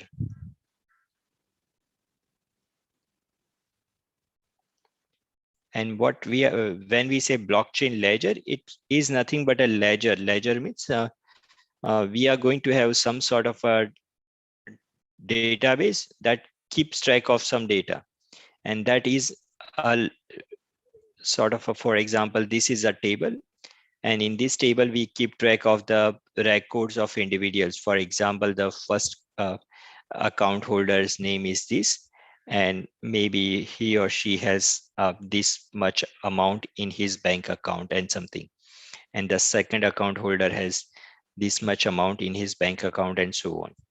So this is a ledger's copy. In the, previously also we have this sort of even before the blockchain technology, we have this sort of ledger, and that ledger is maintained in the previous generation. For example, around 1950s or something, we do have banks, and those banks maintain this copy of ledger in manually using the note and pen, like, or pen and paper or something. And then after once we have this sort of computers and connected with internet and something, for example, something around 2010, let us say, the same sort of ledger we have, but that ledger is now digital. So in a computer, we are going to keep track of the copy of this data. And then whenever some person like I want to transfer some $500 to or 500 rupee to some other person, and the bank is going to deduct 500 from my account and add that 500 to somebody else's account. So that task is being done by the central bank. So in both the cases, what is common is a central authority is common. So there is some sort of authority or bank to whom we trust, and that authority basically does this job for us. So that central authority provides a service. Do they provide this service free of cost? The answer is free. The answer is no. So whatever the service that central authority provides, it is not a free service. They charge us. For every transaction, they charge us to keep our money in their bank account and so on. So many things. The same thing is with some other service providers. For example, say Amazon. So Amazon also is going to keep track of the records of the transaction. Like a party one has purchased these items from this manufacturer, and if the item is received by that particular party, then the money is deducted, and then money will be transferred. Some money will be transferred to the manufacturer or whoever is going to sell that item. So Amazon is just like a bank. It is also a service provider. And then if you see in today's world, like most of the organizations are nothing but service providers. For example, if you say Facebook, what do? They provide some sort of a service to their clients. Google, they provide the service to their clients and so on. So all those entities are nothing but merely a service provider, and we trust those entities. And so we have our accounts in Facebook and Google and Amazon and some bank and so on, and we trust those entities, and that entities allow us to have some sort of a services. For example, from Amazon we are going to buy clothes or buy some other devices or something. Facebook, we are using the Facebook to connect with friends and so on. So they provide some sort of a service. Now the question that that Satoshi Nakamoto, that is the name of the a person or maybe a group of individuals, like nobody knows who is Satoshi Nakamoto, but that group or that individual, what he has said is, we can eliminate this central authority and still will be able to have the system that we are used to have. So we can allow the exchange of information or whatever the service in a peer-to-peer manner without having a central authority. So let me just write it down.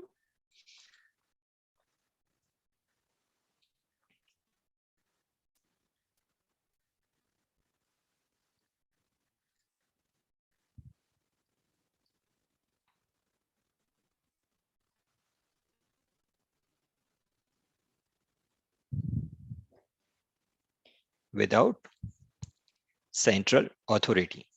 So that is a very, very important thing. So previously what happens, like suppose one account holder want to transfer some amount to some other account holder. This transaction, this person has to log into the bank account. This person transfers whatever the in that bank account, he is going to do that transaction. Like I want to transfer the money to some other person.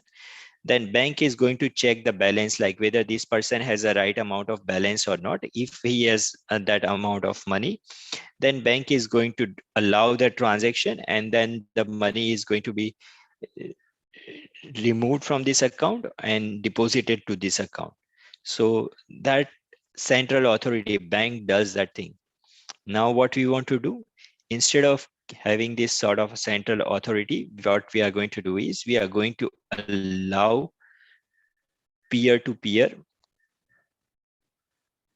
connection between different individuals or different accounts, and they provide different services. So whatever that, like for example, suppose this party wants to transfer 500 to this party, will be able to do that thing in a peer-to-peer manner. And the problem here are that many problems. For example, suppose if there is a no central third party, party can transfer the same 500 to 10 different people. And because there is nobody to keep check on whether he's transferring the same amount or some other currency, because that 500 is a digital data and that is nothing but a bits. So the copy of the same can be transferred to any number of individuals. And so we need a mechanism. We need some sort of a mathematical model that helps us to do this thing, to transfer services or transfer different value information in peer-to-peer manner between individuals. And that thing is provided by blockchain. So it provides services in peer-to-peer manner without central authority. So with the help of blockchain, we can eliminate Amazon. So we are going to have this sort of interface where we are going to buy or sell different products, but without having some sort of a central entity like Amazon. And what is going to be the advantage? So the advantage is whatever the benefits that Amazon is earning by providing that services, instead of that, that benefit directly goes to the individuals who are using that service. The same thing is with banks. Like if we'll be able to eliminate the bank, then whatever the transaction fee and other stuff that bank is charging to their customers, we'll be able to eliminate that cost, and ultimately that will be added to the individual's account in a peer-to-peer sense. So if there is no central party, then whoever the peers are, they will have a slightly more benefits as compared to this sort of centralized entities. So ultimately, the goal of blockchain is to eliminate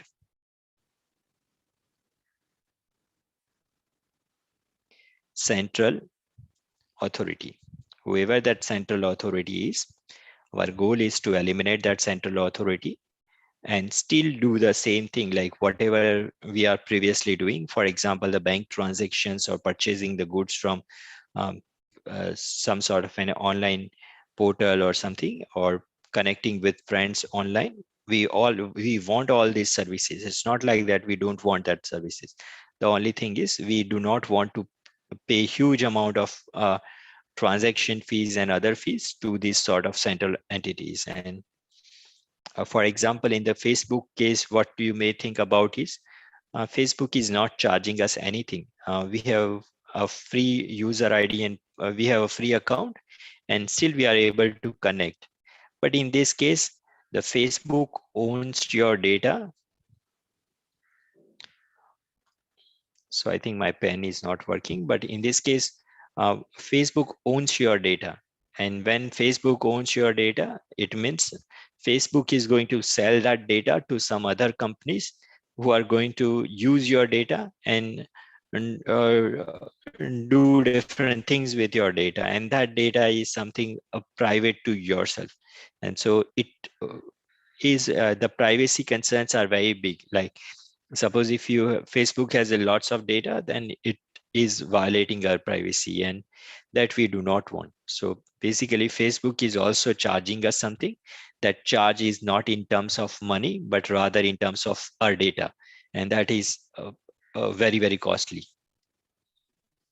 So basically this is what blockchain is. Blockchain means we want to avail all those services without having the central authority, and blockchain is a mechanism that helps us to avail those services without having that central authority. So let us see some sort of an introduction about this blockchain technology. Previously, what we have is a physical ledgers. For example, registers. Suppose if you come to the computer engineering department of SVNIT Surat, you will see that we have outward registers and inward registers and something. So whatever the documents that come to the computer department, they will be entered into inward registers and so on, so that we have a record, and that are also timestamp. Timestamp means they number them in a particular order. So whatever that, if the document comes first, then it will be entered into the register first, and if the document comes second, then it will be entered after that document, and so on. So in that way, like the order of transaction or the order in which they are entering are recorded. So that is a physical ledgers. The same sort of physical ledgers are maintained by the banks. Banks are also maintaining the ledger. Like if a party A has transferred the money to party B, then if it is a first party, then it will be recorded, and then whoever the next party transfers some sum, that will be recorded in the ledger. So those are the physical ledgers. The second thing is the same sort of ledger, but instead of storing them in a physical manner, in around 1990s and 2000 or something, people used to simply replicate that physical ledger model to something called a digital ledger model, where they are using the computers, and the digital records are there. But ultimately the mechanism is same. There is going to be some central party that facilitates that transaction, whether it is physically or digitally. Now, the third thing is what we want is a distributed and decentralized ledgers that helps us to. So what is distributed ledger? So it is a timestamp digital records with the help of cryptographic puzzles, incentive mechanisms. So I think you must have heard about that incentive mechanism that Bitcoin uses, for example, proof of work, and different security protocols that helps us to ensure that whatever the data that we are transferring in peer-to-peer manner are secure and trustworthy. So what are the advantages? And the main thing is it is not maintained by any security central authority. The second thing is each network participant can keep a copy of the ledger. So that thing was not there previously. Previously, whenever we are having a central authority, that central authority keeps track of the private ledger or whatever that ledger. Now, when we are talking about the peer-to-peer transactions and peer-to-peer communication, all the peers, means all the nodes in the network, they are going to keep the copy of that ledger. And so then there are going to be many concerns. For example, we want that copy to be small enough so that other participants can also store it in their machines and they can use or avail that service. So that is one thing. Is what are the advantages? So basically here the blockchain technology, one thing is no central third party. The second thing is each participant is going to record the copy of that ledger.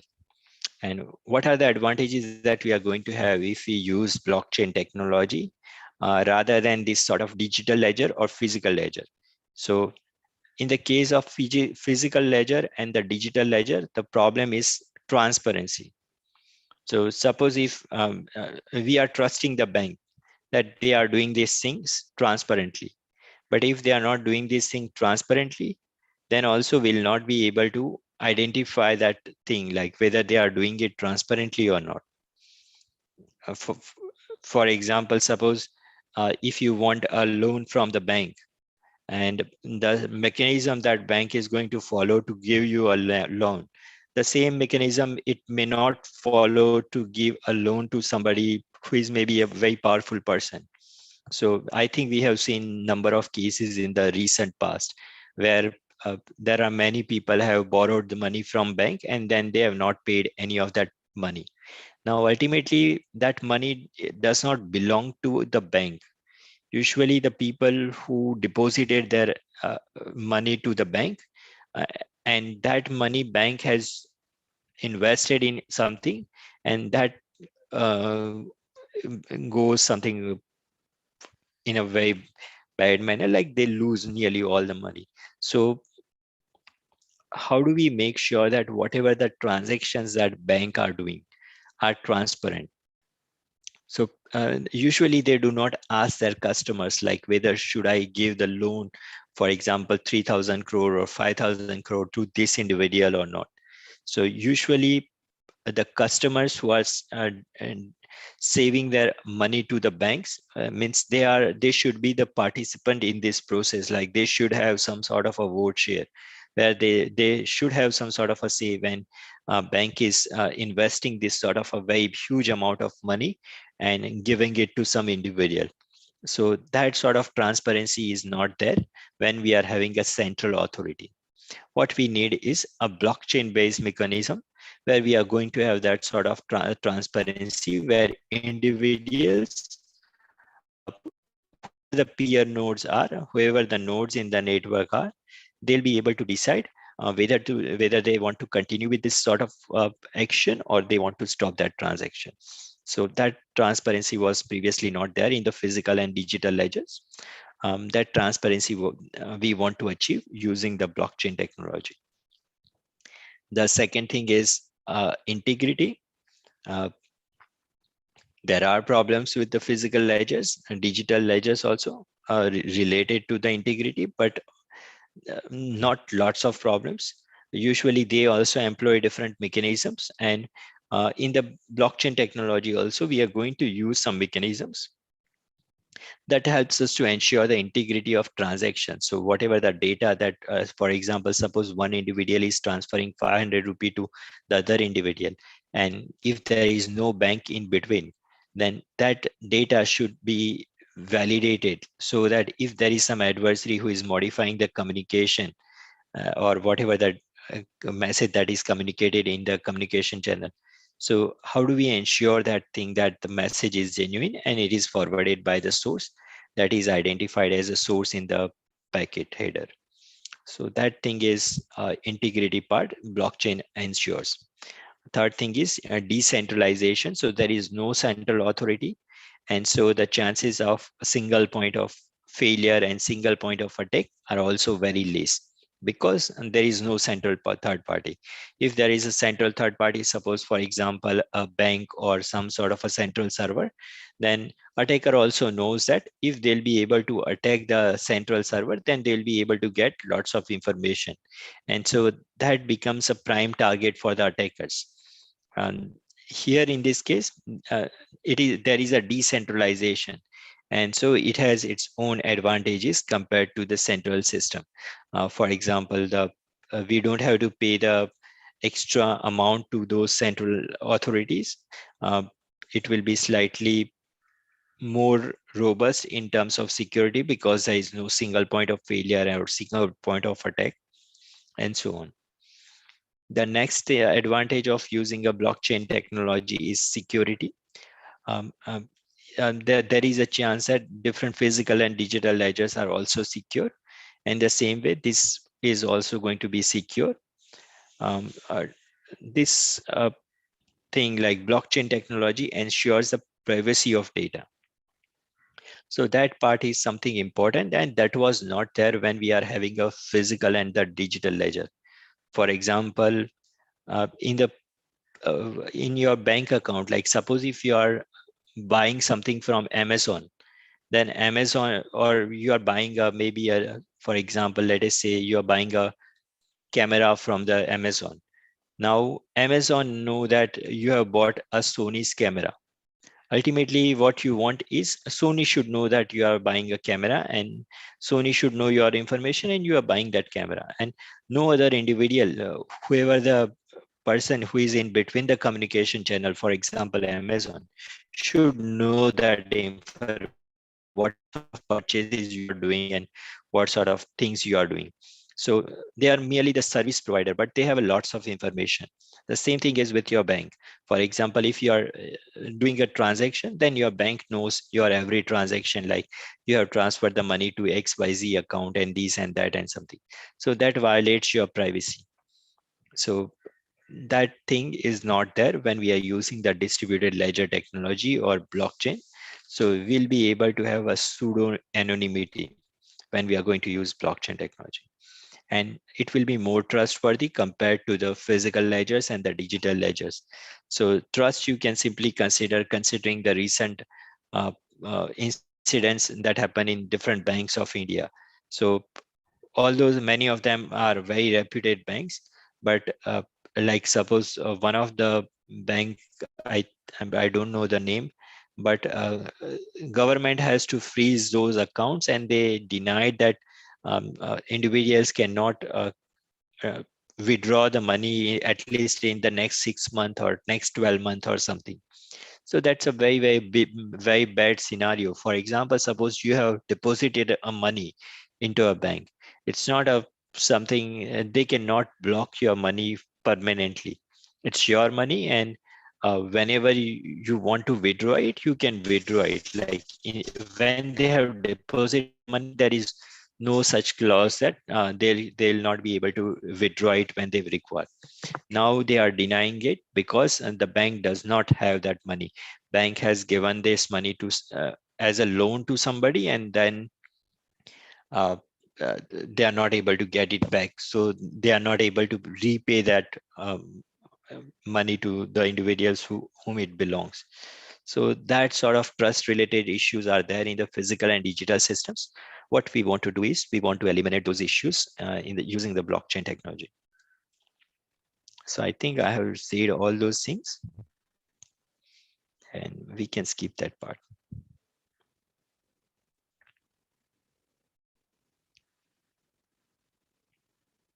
So let me just stop here for 1 or 2 minutes and ask some questions. If you have any questions so far, then you can ask and then we'll discuss.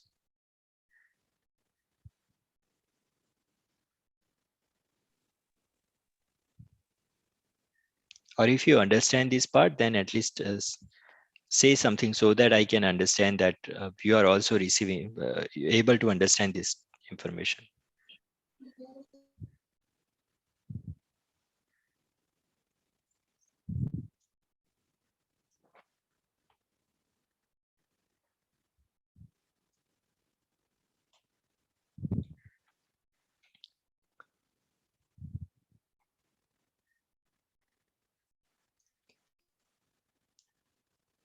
So basically, these are the very good properties of blockchain, like security, integrity, transparency, trust, privacy. All those things we want to have in for our IoT devices. So we want to ensure the security and privacy of IoT devices using blockchain technology. And whenever we are going to use that blockchain technology, our IoT devices will be more trustworthy, they'll be secure. There is going to be no central third party, and so there is going to be cost benefits, as well as it improves trust, and it improves other properties and transparency and so on. So let us see how we can use blockchain technology for IoT security and privacy.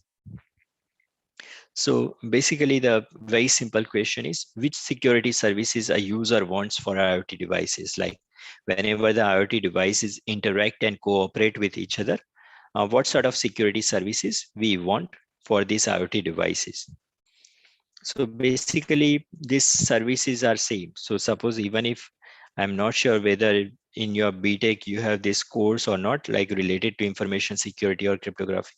But if you have this course and you have learned that these are the very common security services that we used to have in even in the digital world and even in the physical world. So confidentiality means, suppose if a message is communicated through the internet, then we want to ensure that nobody should be able to read that message. And then the privacy, and then the integrity and entity authentication. Authentication means we want to identify that whoever the person whose name is mentioned in that packet in the header. For example, in the header, the source ID is mentioned, the destination ID is mentioned. And so whoever the source ID that is mentioned in the packet, it should be the genuine source. And so that thing is authenticating that part. Like if somebody manipulates that source information, then it should be detected at the end. So if we'll not be able to detect that thing, it means there is no authentication. If we'll be able to identify if somebody manipulates that source information, then it is called a authentication, entity authentication. And then there are some other services like access control and privacy. So I think privacy I have mentioned twice, but basically the confidentiality, privacy, integrity, authentication, and access control. So these sort of security services we want. This sort of security services we want even when we are having only internet, not Internet of Things, but only internet. For example, suppose I'm buying something from Amazon, then I don't want somebody to see that what I'm buying from Amazon. Then the second thing is, if I'm transferring some amount of money to that Amazon account, or I buy something, then I want that my user ID and password and other stuff confidential, means nobody should be able to read that thing and so on. So that confidentiality and privacy is there. If somebody, I also want that nobody manipulates the data. So if I'm transferring 500 to Amazon, but somebody manipulates that data and instead of 500, it makes it to 50,000, then it is a very big loss to me. So that thing is also, I want that, and nobody should be able to modify the message that I'm communicating. Authentication, access control means nobody should be able to access the data. Maybe that is stored in the cloud server or local server or in my computer or communicated in the network. So that thing is also there. So these properties are not new. These properties are there when we are having an internet only. Now what we want to do is, whenever the devices are communicating with each other, for example, a refrigerator is communicating with the door, like once our door opens, based on the scenario, like for example, whether it is a summer or whether it is winter or something.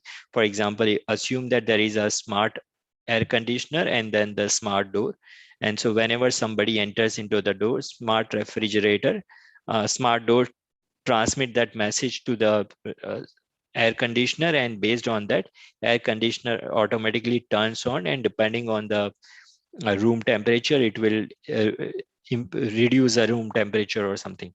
So that communication between the devices, whatever the interaction between the devices without human intervention is there, in that case also we need this properties like confidentiality, privacy, integrity, authentication, access control.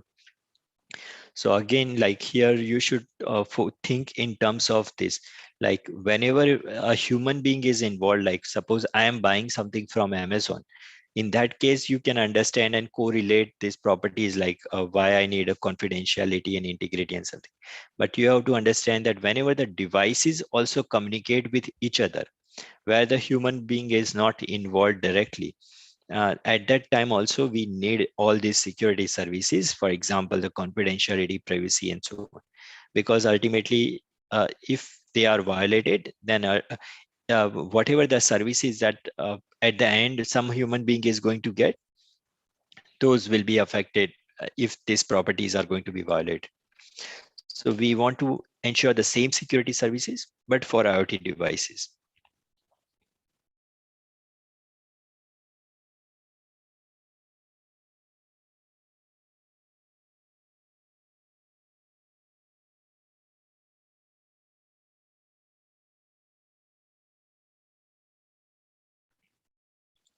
So how do we ensure the security services in Internet of People? So basically, whenever we are having that internet, like for example, currently we are accessing this Zoom meeting also through the internet. And so basically that internet uses a public key infrastructure. Public key infrastructure means we are also, like for example, if you see this Zoom meeting,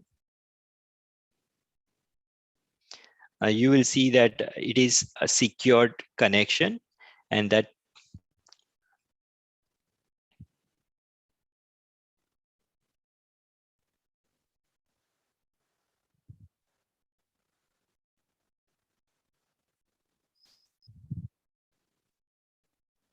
I think so. Right now we are not able to see. I think we have to go to settings and some other stuff. But this meeting, whatever the information that we are sharing here, this is protected by different security algorithms. And then the same thing is with every time we use HTTPS and other stuff, it is also protected by different security algorithms. And those security algorithms basically starts with something called a public key infrastructure, PKI. And that PKI helps us to ensure that first we'll be able to exchange the key with among different parties, and using that key we are going to then exchange the symmetric key, and then we are going to use different algorithms and so on. So for example, the first thing that we are going to do is we are going to exchange the key. For example, let me just give you a very simple example. Suppose you and me want to communicate with each other, but we cannot just have a very single cable that is from my computer to your computer, and that is that cable we independently set up just to have communication with each other. That is not going to be the ideal scenario, because then it will be a very costly thing for me to buy the cable that long to communicate with you. In that case, what we can do is we are going to use the public cables that connects my computer on one end, and on the other end that connects your computer on the other end, and there are going to be in between number of other computers, and then we communicate over that public cable to whatever the data that I want to send it to you. Now that public cable, the problem is other people are also going to be able to see that data, like whatever I am sending whatever the information I am sending it to you. If there are some other computers in between our communication range, then they will also able to see the data. They'll be able to manipulate the data. They'll be able to do access that data and modify the source and all those things. So how do we protect that thing? So in order to protect that thing, what we are going to do is we are going to encrypt that data and authenticate that data using the different security algorithms. And that thing is provided by the very first thing in that case is sharing the public keys.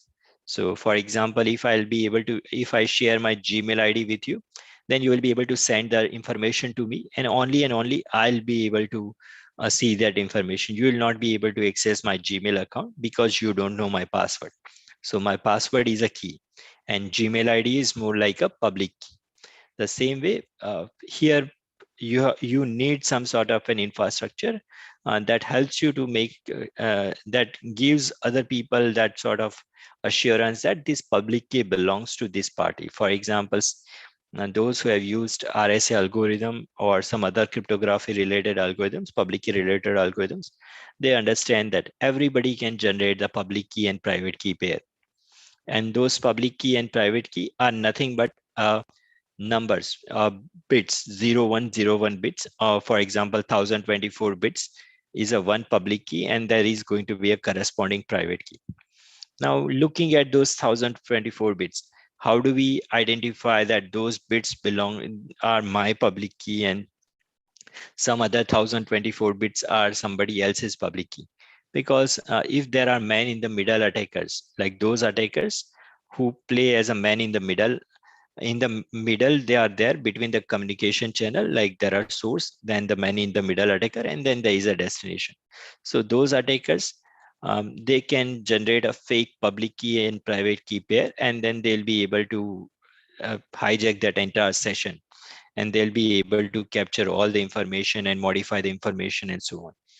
So in order to protect that thing, what we have is a public key infrastructure where we have a certificate authorities that helps us to protect the communication that we are doing over an insecure internet. And there are different types of PKI. For example, something that is based on central authority, that is something centralized PKI. Other one is a decentralized PKI, that is web of trust based PKI. So first one, like certificate authority based PKI, is something that our HTTPS uses. So whenever you are using HTTPS, one thing that you are aware is that HTTPS traffic is going to be encrypted and authenticated. But in order to encrypt and authenticate, the very first thing that we have to do is we have to download the public key of the server. For example, suppose if I'm trying to connect with Facebook, then I have to get the public key of Facebook so that I'll be able to send my user ID and password after encrypting it with Facebook's public key. So how do I trust that this key belongs to Facebook and not somebody else, some attacker? So in order to trust that thing, we have a certificate authorities like Comodo and VeriSign and some other, there are many certificate authorities. So they sign Facebook's public key, and then if I see the signature of that certificate authority, for example, if my browser see the signature of that certificate authority, my browser trusts that public key. So there are certificate authority based PKIs, and the second one is web of trust based PKIs. So this second model is being used by GPG. Now both of them have many issues. For example, what are the issues with the certificate authority based PKI? So the issue is it is a single point of failure and single point of attack. So if a VeriSign is providing the certificates to different servers, for example, Facebook and Google and many other websites. So whenever there is going to be a HTTPS communication, whoever the parties are, they want a public key certificate. And for that certificate, they provide that certificate by signing that certificate with or public key with their private key. Now, in that case, what happens if you'll be able to attack the authority, central authority, for example, VeriSign or Comodo or some other authority, then you will be able to get their private key, and then you will also be able to sign different certificates.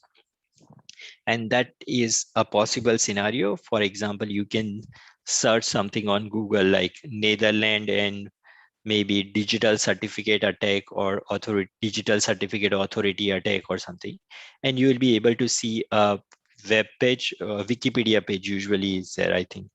So in that you will be able to see that what sort of attack the attacker are able to launch because they have attacked this sort of central authority. So there are attacks on the central authority, and that they are very harmful, not only for individual those central authorities, but also to lots of users who are accessing who are trusting that central authority, because once that central authority is compromised, whoever the users of that central authority, their data is also compromised. And most of the time we are transacting the money through in online fashion and so on. So lots of other issues are there. So that is issues with CA based PKI. There are some issues with web of trust based PKIs also. For example, it is very difficult to build trust immediately. So in CA based PKI, for example, whenever I start my computer and I type HTTPS and facebook.com or google.com, I'll be able to immediately get the public key of Facebook, and I'll be able to use that account immediately. Means there is no issue or no time delay. When we use a web of trust based PKI, there is going to be a significant time delay. And because we do not trust those public keys, because it is not signed by some central authority. So there are issues with both of them. In the first case, there is a central authority, so it will be slightly easy to sign, but then there is a issue with single point of failure and single point of attack. In the other case, as there is no single or centralized authority, so there is no such issues like single point of failure and others. But the issues in the second case is it is very difficult to establish the trust immediately, or at least within certain time limit. So how do we solve these issues in conventional PKIs? So basically, to solve these issues, what we can use is we can use a blockchain technology, or in other words, it is named as distributed ledger technology. So as it is a decentralized, we are not going to have a single point of attack. We are not going to have a single point of failure, because all the nodes in the ledger, they are going to maintain the copy of that ledger. All the nodes maintain the copy of that ledger. And so even if one of them fails, there is not going to be a single point of failure. In order to build that trust, that is not possible when we are using web of trust based PKI, but that is possible in using the blockchain technology by using different consensus mechanisms. So one of the consensus mechanisms that you might have heard about is proof of work, to ensure to achieve the trust. Like, for example, if 50% of the participants say that this transaction is valid, then it will be recorded in the blockchain. So that consensus algorithm, like proof of work, is one such algorithm. And we can use such algorithms to quickly build the trust among the participants about the public keys. Suppose there is a public key and for a Facebook, and if we want to build a trust, all the network nodes will give their vote whether it is Facebook's genuine public key or not.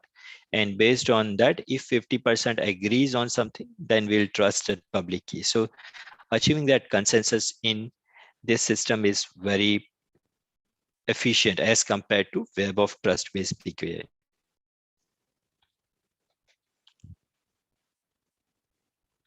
So ledgers are immutable. And I think what do we mean by immutable? Means nobody should be able to modify whatever the data that is stored in the ledger. So this is also achieved. Integrity. The third one is access control.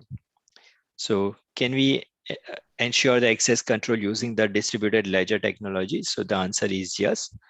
So what we are going to use is, there is a paper, like I think you have to go to the references. So later on, when I share my slides, you can go to this particular reference. So in sixth reference, what authors introduce is the concept of exchanging authorization tokens for secure exchange of access rights. So in Bitcoin, what we are doing is we are storing the transactions in the distributed ledger. Here in this case, what we are doing is we are transferring the access rights. Instead of currency, what we are transferring is access rights of some document or some system to other individuals in a peer-to-peer manner using distributed ledger technology. So this particular technology not only helps us to transact the currency or transact the goods, but it is also helps us to transact the access rights of some document or some computer in a decentralized manner. So you you can see that paper. So we can use a distributed ledger technology to do the access control. And the last thing is about the privacy.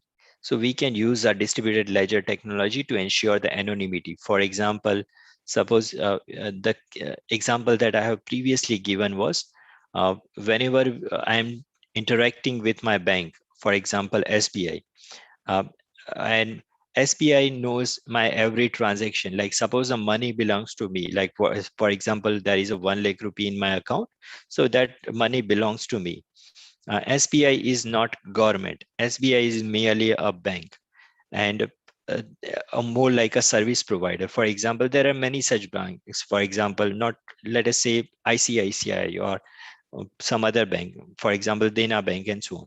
So those are the banks, they are service providers.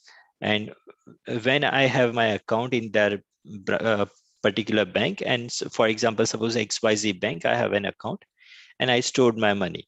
Now, every time I do a transaction, that central party like the bank is able to identify whom I am transacting with, like whom I gave the money. For example, suppose I have a 100 rupee note and I give it to somebody in the maybe like some of my friend or something, then nobody knows that information. So whenever we are having a physical cash, the thing is nobody whenever we do that transaction, our privacy is not violated. So nobody knows that whom I gave that money in a physical sense. Whenever we are transacting it in a digital medium, the intermediary like bank is going to record that information, and that is violating my privacy because they know everything that I am transacting or whoever I am giving the money and so on. So how do we can we use blockchain technology to ensure the privacy? So the answer is yes, we can use blockchain technology. So whenever the devices, Internet of Things related devices, whenever they communicate different information, what we want is that information should be protected, and those who are not authorized to see that information or access that information, they should not be able to get that information. So how exactly the distributed ledger technology provides that anonymity is using instead of relying on the identity of individuals, it basically uses a public key and private key pairs. And instead of identity, it only works with the public keys. So for example, if I have a public key and private key pair, and instead of my name, if I associate a public key, so then whatever the transactions that I'm doing, if I do that transaction with the public key, then what information somebody is going to get is that this public key, from this public key or from this public account, somebody has done some transactions, but they will not be able to get the exact information about myself. So for example, let me give you a very simple example in this case. For example, suppose you want to send somebody an email, and you want that email to be anonymous. So what you are going to do is you are going to create a fake email account, and then you are going to send the email to that individual. So the same thing is here. Instead of your actual identity, what you are going to use is you are going to create a public key and private key pair that is nothing but a random 1024-bit number, and you are going to use that number as your identity, and then you use that identity, newly created identity, to do different things, whatever, whether you want to access some services and so on. So the privacy is also going to be ensured of IoT devices using the blockchain technology. So there are papers that are mentioned here, like for example, the 8th paper, whatever the paper in the 8th reference is, that uses a blockchain technology to ensure anonymous blockchain and zero knowledge proofs to sell IoT data in privacy preserving fashion. So I think this is the end of my talk. Basically, the very first reference, I just take lots of material from that reference, and then there are some other papers. So thank you. So if you have any questions, you can ask.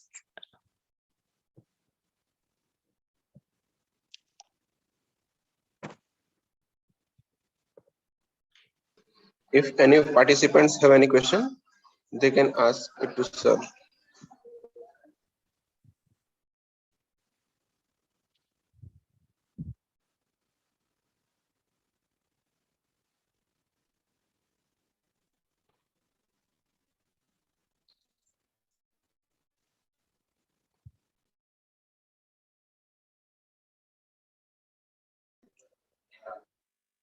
Okay, thank you very much, sir, for sharing your knowledge so that how can we secure the blockchain in the context of IoT. Thank you. Sir, am I audible? Yes, thank you.